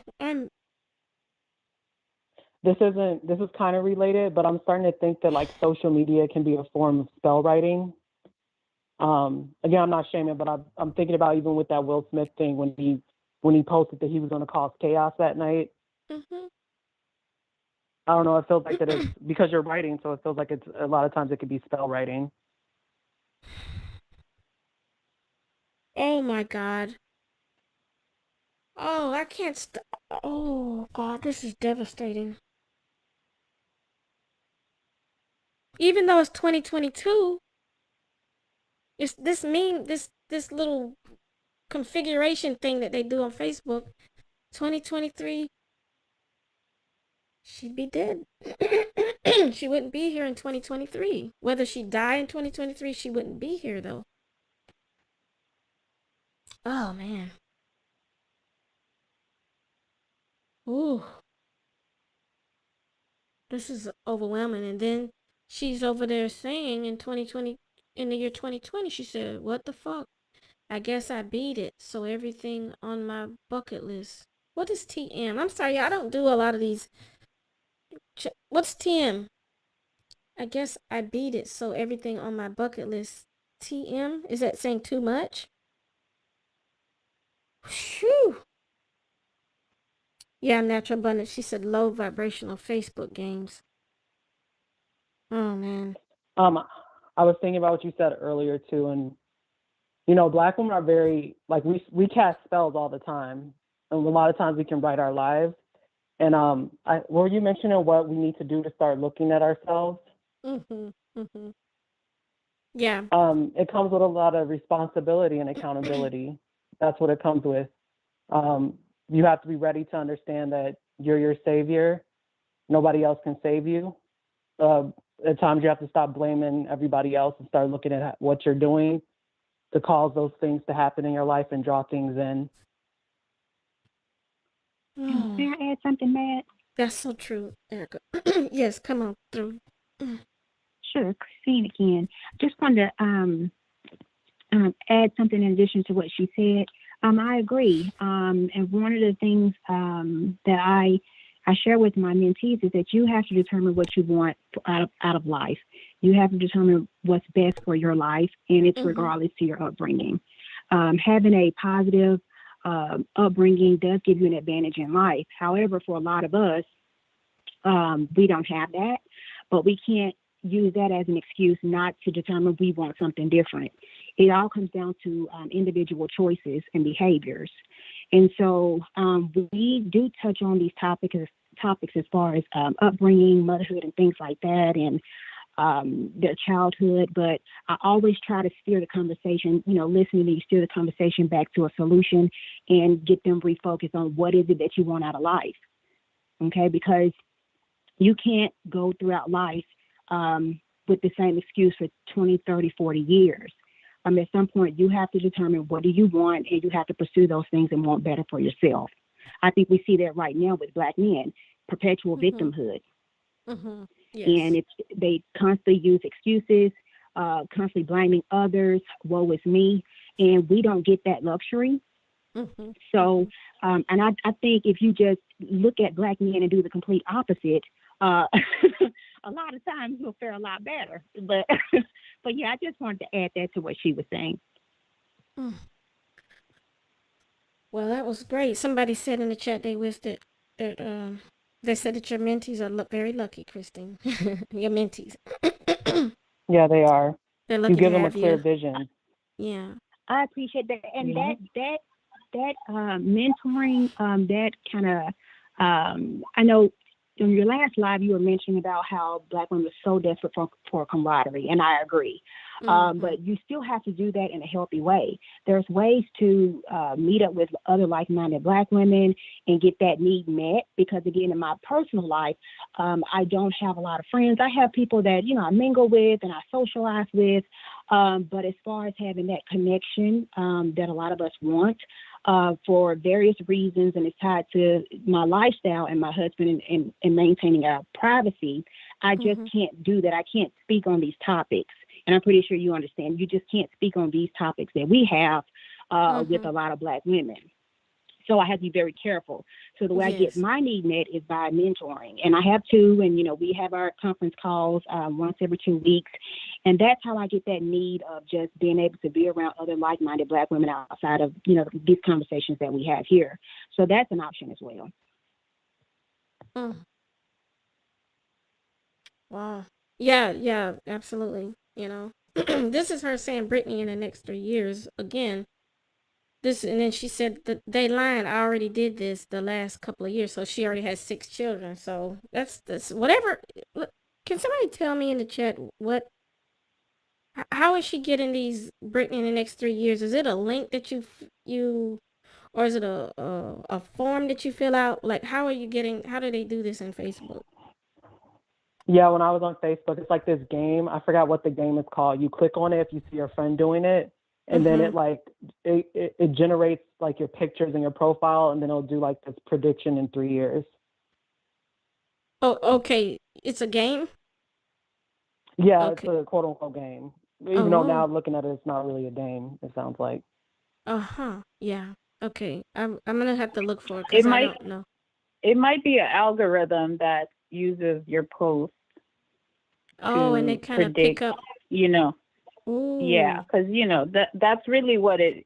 All of that is data information when you're posting things and you're clicking on things. So you can generate an algorithm to give you like the 3 most likely things that you are about to do in the next whatever years. And I think that's kind of how that little game works. Because I mean, look at this. I don't know here. what she's been posting about. This shit says, why were you sent to the hospital? This was 2 years ago, y'all. Almost 2, April 16th, almost 2 years ago. She hadn't been to the hospital yet, but it says, why were you sent to the hospital? And the little Brittany is in the hospital bed, and the people holding up the sign says, we told you someone might hit you because of your bitchy attitude. This is too much prophecy. What the fuck? And then over there, she's got these emojis laughing, and she says, long as they know they're getting hit back. Come on, y'all. This shit is weird. Like, I'm like freaked out. Like, this was 2 years ago.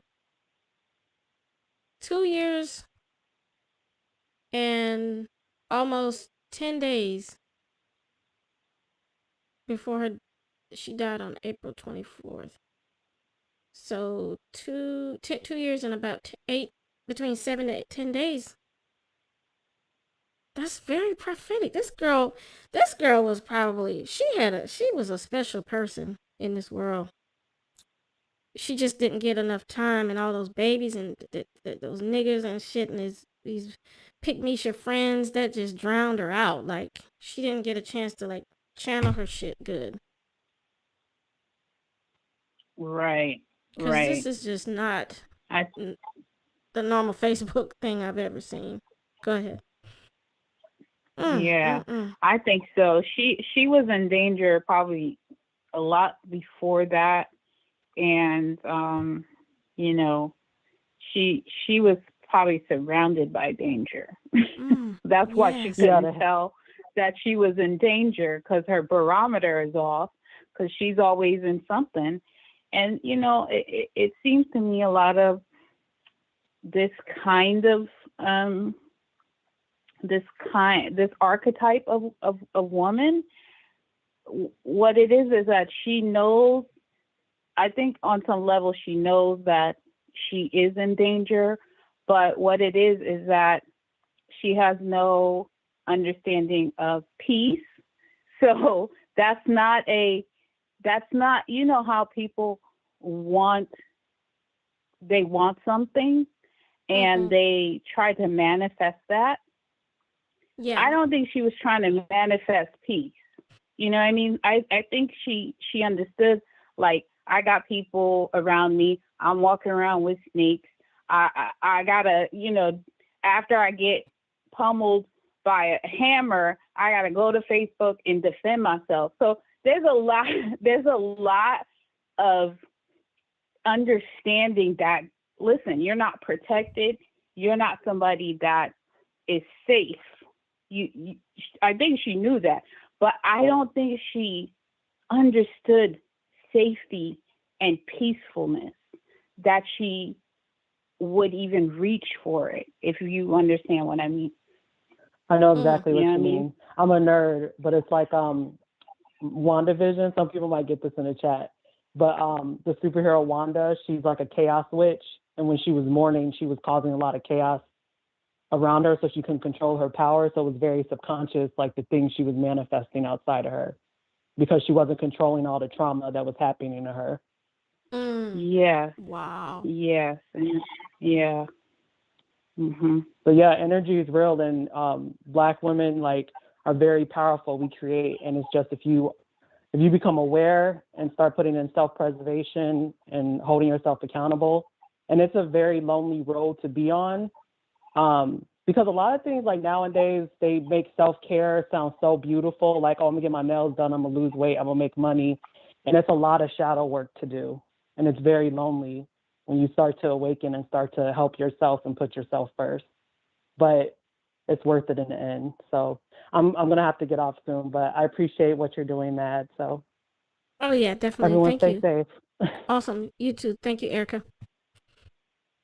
Hey, man, this is Christine. I'm also going to go ahead and disconnect so someone else can call in. Oh, okay. Awesome. Well, you know what? Thank you for calling in too, Christine. I appreciate Sure. you. Thank you for having me. All right, cool. Thank you, Christine.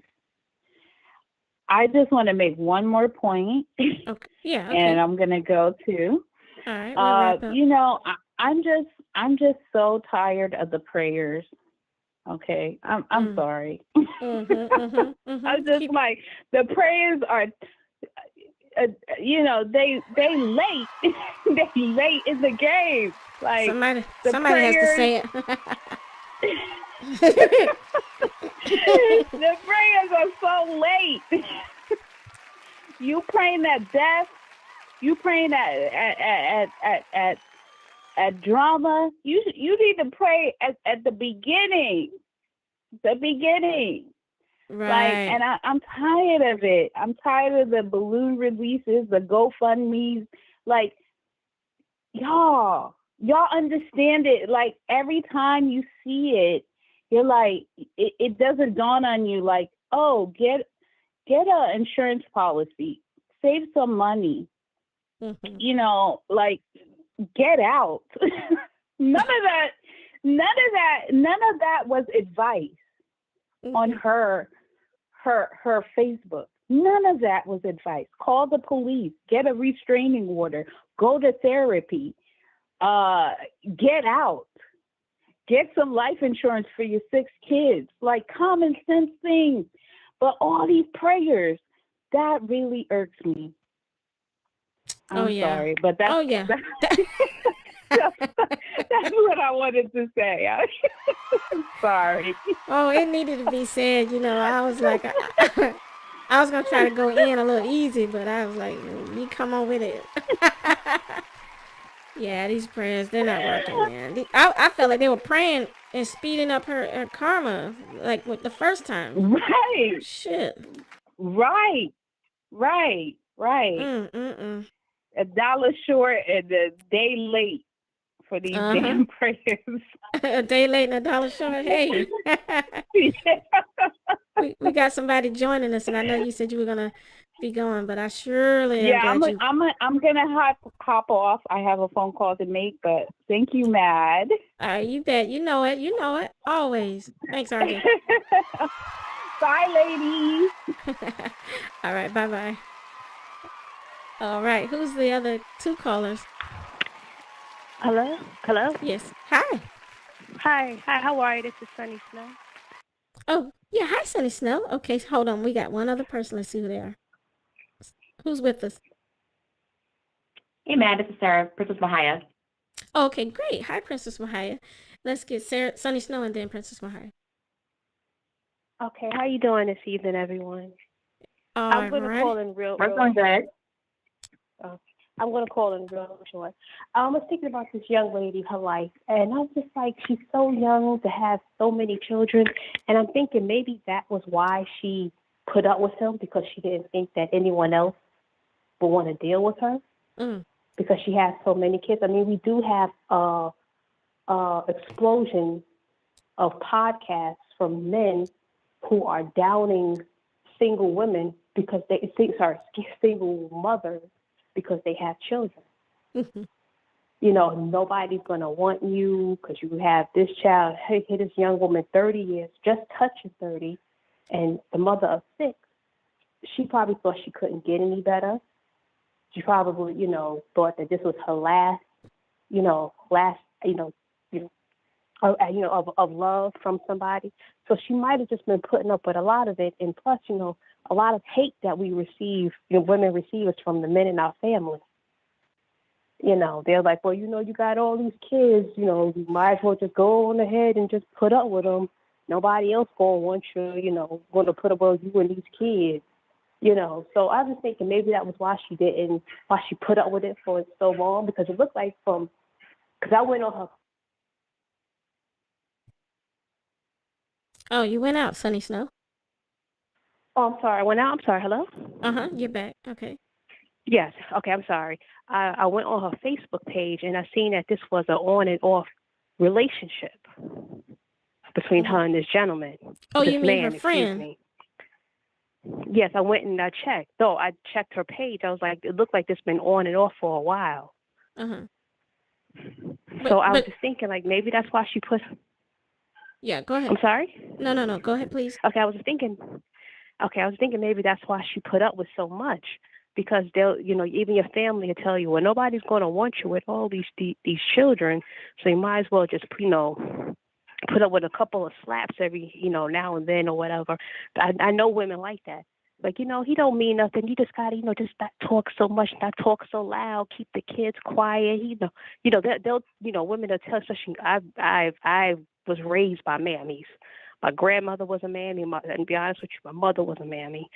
So I know this whole, they'll tell you, not to talk so loud, cook his food, calm him down, like, soothe the beast in him. Put up with some stuff, but that's what I'm thinking. A lot of these young girls are raised like that, to raised to put up with a man abusive, behavior, because that's what they did. That's what the grandmother did. That's what the your auntie did. This is what to keep a man. They put up with a lot just to keep him in her life. That's what I was just calling, like, that's what has made me so sad, because she lost her life because of this. And her friend, was also physically abused by the same man trying to help her. And it's just crazy. It could have been a lot. He could have killed her children. We've seen that also on the news. When he harms the mother, he also harms the children. Yep, it could have easily been her and her kids. Exactly. Her sons, they see someone hurting their mom, they could have jumped into it. He could have did something to them. And decide, hey, I'm going to, take out the whole family. It's very sad. It's a very sad situation. It really is. Yeah. So I just want to just call in for that and just put my little 2 cents in. Thank you for letting me call in. Oh yeah. Thank you, Sunny Snow. I was just in deep thought about that. What you said about he could have killed her kids. Like I know I could have thought of that, but for some reason I was just like, it was, this thing has so many parts to it. But yeah, what a mess. Yeah, thank you, Sunny Snow. It could have been a lot learned, but thank you very much, and everyone have a good night. All right, you too. I appreciate it. All right. Bye. And let's see who's next. Oh, who was it? Oh, Princess Mahaya. Hi, Princess Mahaya. Hey, Mad. Hey, ladies. Hey. I think you got the floor. To call. Sorry, go ahead. Yeah, you had the floor. Go ahead. Yes, I wanted to just call in and just first of all offer my condolences to the family of this young woman. I mean, she literally had her whole life ahead of her. And I had a thought when I was looking at this. I was like, wow, she really did predict her fate, because I always look at Facebook as like being a vision board for predicting your fate. And that's why I don't fuck with Facebook. And so I only say that to say because I had a similar situation this young lady was in, and this happened in my city just recently, actually. There was a whole nigger who basically took out his baby moms and his daughter right before he physically assaulted her before they took her out. And so he fled to New York, and they found him. And I'm just looking at this, and this story just came out today, and I'm just like, this is fucking sad all around, because this woman is literally close to my age. And I know that if I didn't practice self-healing, self-care, I probably would have been in the same position as she was.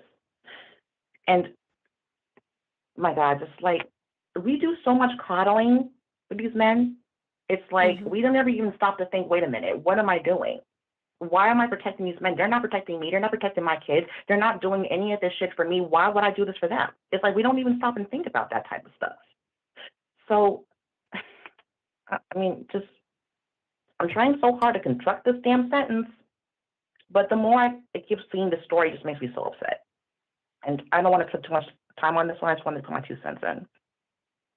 Yeah, well, you gave more than 2 cents. I want you to elaborate if you feel comfortable, or if you, I don't want. I know it's this. Ooh, this shit right here. This is why you get out. I don't know what it's, honestly, I just don't know what is it going to take for Black women to just literally just wake up and see the reality for what it is, and stop making excuses for these men and the mammies who constantly continue to bring in this toxicity. Like, I don't know what else it's going to take. There's like not amount of talking, convincing, prayer, or whatever to convince these people to get out of the situation.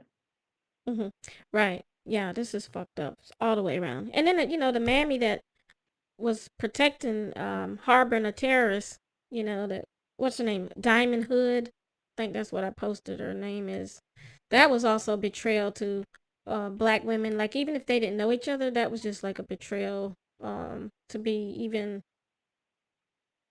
And see, letting that's him the thing that stay. confuses me. It's like, what? Oh, sorry, go ahead. Yeah, this bitch on the screen, everybody. That's what I'm talking about. Diamond Hood, the one who was harboring that nigga. Go ahead. You can go ahead.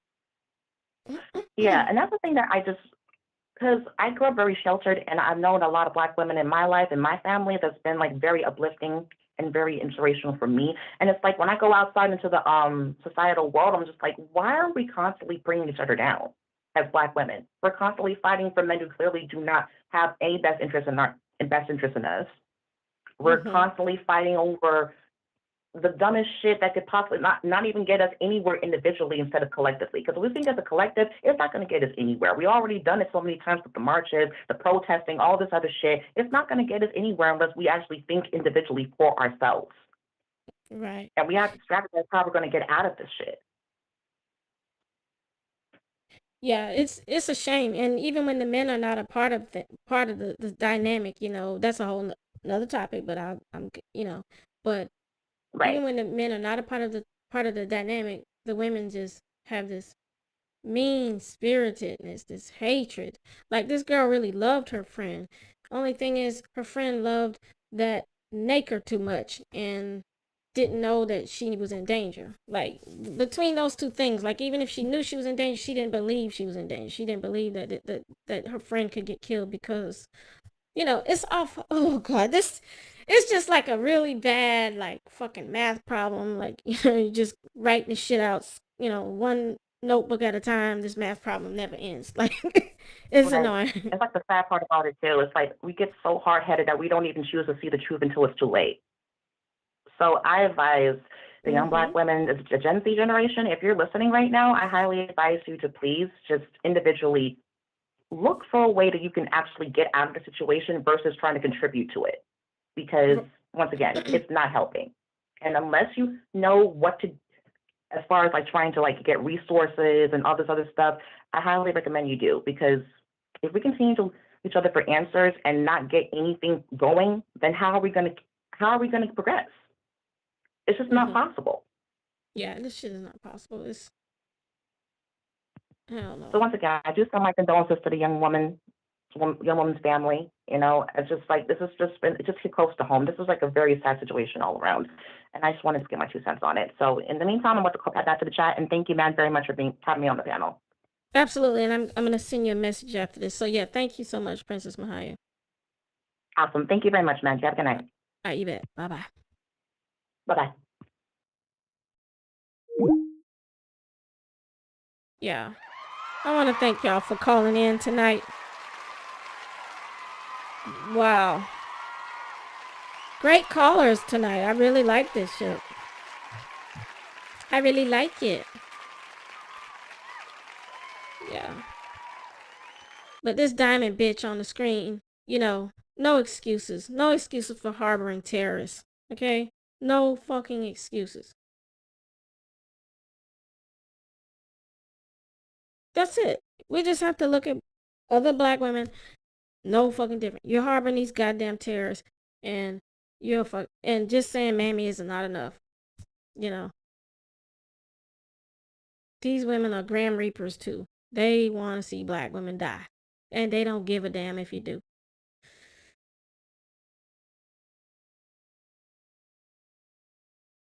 You know, I just realized she has 5 boys. Wait, are my eyes fooling me? This is 5 boys. Phew, and 1 girl. All the pictures, you know, sometimes it throws you off. Because you see you see child at a different stage. 5 boys. Whoa. Phew. Maybe she was trying for a girl. Oh, man. It's too much. That's a lot. That's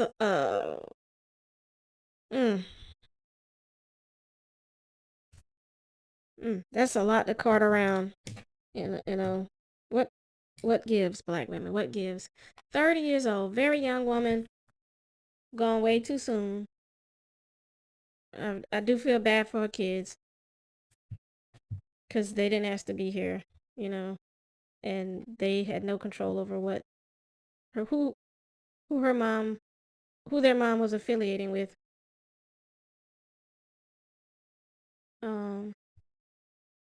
And then the mom didn't know what they like I said, I'm changing that shit. She knew, but she didn't believe. That's the worst thing that can happen is you have a friend who's determined to stay in affiliation with a nigga, and then that friend causes you to get killed. Because she would have never known the murderer if it weren't for her friend. Like in terms of just that the reasons that he got so mad and became so hateful and evil.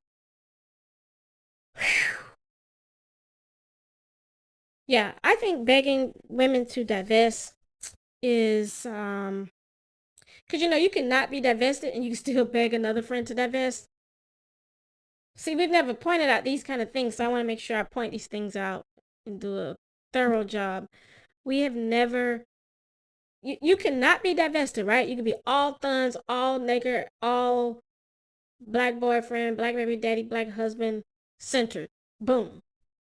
But you can still want your friend, your bestie, your BFF to get out of a relationship. And if she gets out of that relationship, great. If you help her get out. But if she does not do it at the right time, it could cause a lot of fucking friction. Like this girl suffered a fractured skull, brain hemorrhage, a concussion beyond a concussion. Like that was just a grotesque way to go out. Usually you see women throwing other women to the dogs and just be like, well, okay, girl, whatever you want to do. Sometimes they'll like unfriend you because you are affiliating with a nigga they don't want to be bothered with. And I know some of y'all can relate to what I'm saying. But at another level, it's heart-wrenching because she had enough care for her friend, but too much care. Oh, it's a lesson in it. It's so many lessons in this that is overwhelming me. Like, this is too much. It's too much. You got kids. Like, even if she was single, like, even if this woman was child-free and had no kids, I still think that given the circumstances and the karma and the bad vibes that was going on in all of these women's lives, both the women's, I just think the nigga would have killed her anyway. Like, but that's really mean to kill somebody. It's really evil to kill somebody. I mean, it's not less evil to kill somebody who doesn't have children. We're not going to say that. But, like, to take their mother away from them like that. You know what I mean? Like, that's why I don't do niggas. That's why, because that vindictive shit, you bust her skull open, and then you made sure you came back on some coward ass nigga shit to kill her. Oh man, I'm sorry. I do what I do because I know how evil this world is, and I know how evil this nigga is to black women. I know his intentions.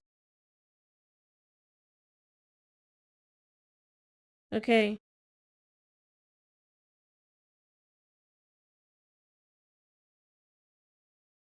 And I think I just can't get over the reality here that there's just so many black women. I know a lot of black women really stop caring, but there's so many black women who do care, and and a lot of you care, and I know that, but there's just so many black women who they just won't believe what we know. So fuck that devil, man. I told y'all these bastards are demons, and there's just no other way to put it. So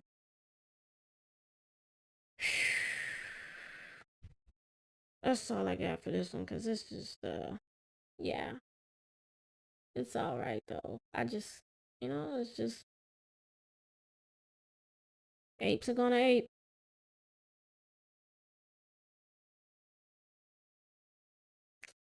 Apes are gonna ape. And that's what it is. Alrighty.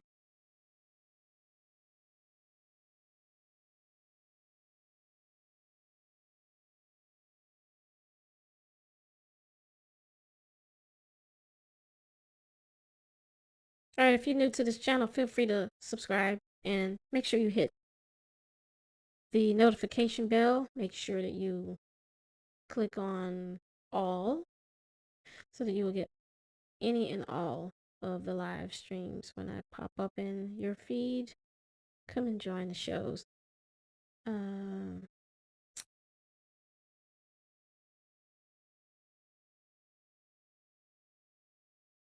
Yeah. But, we needed to know, I needed to put this out there, okay? So with all that being said, I really, really want to thank my mods. Mod Squad.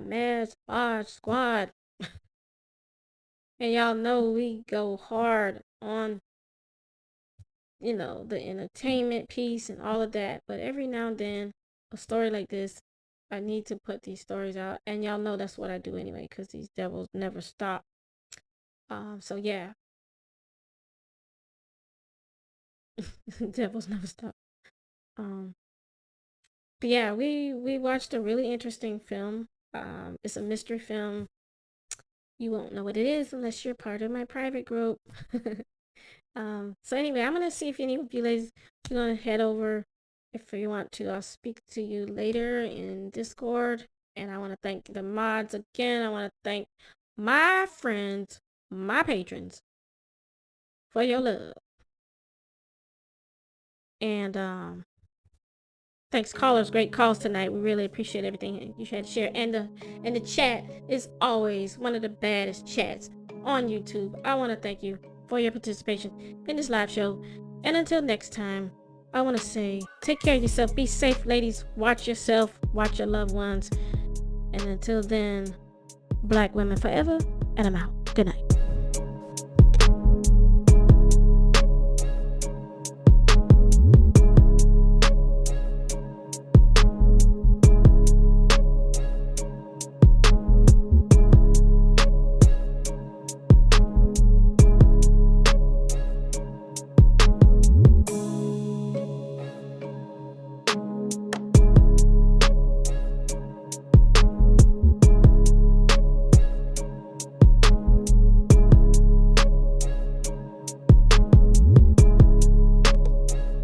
Oh, and one more thing.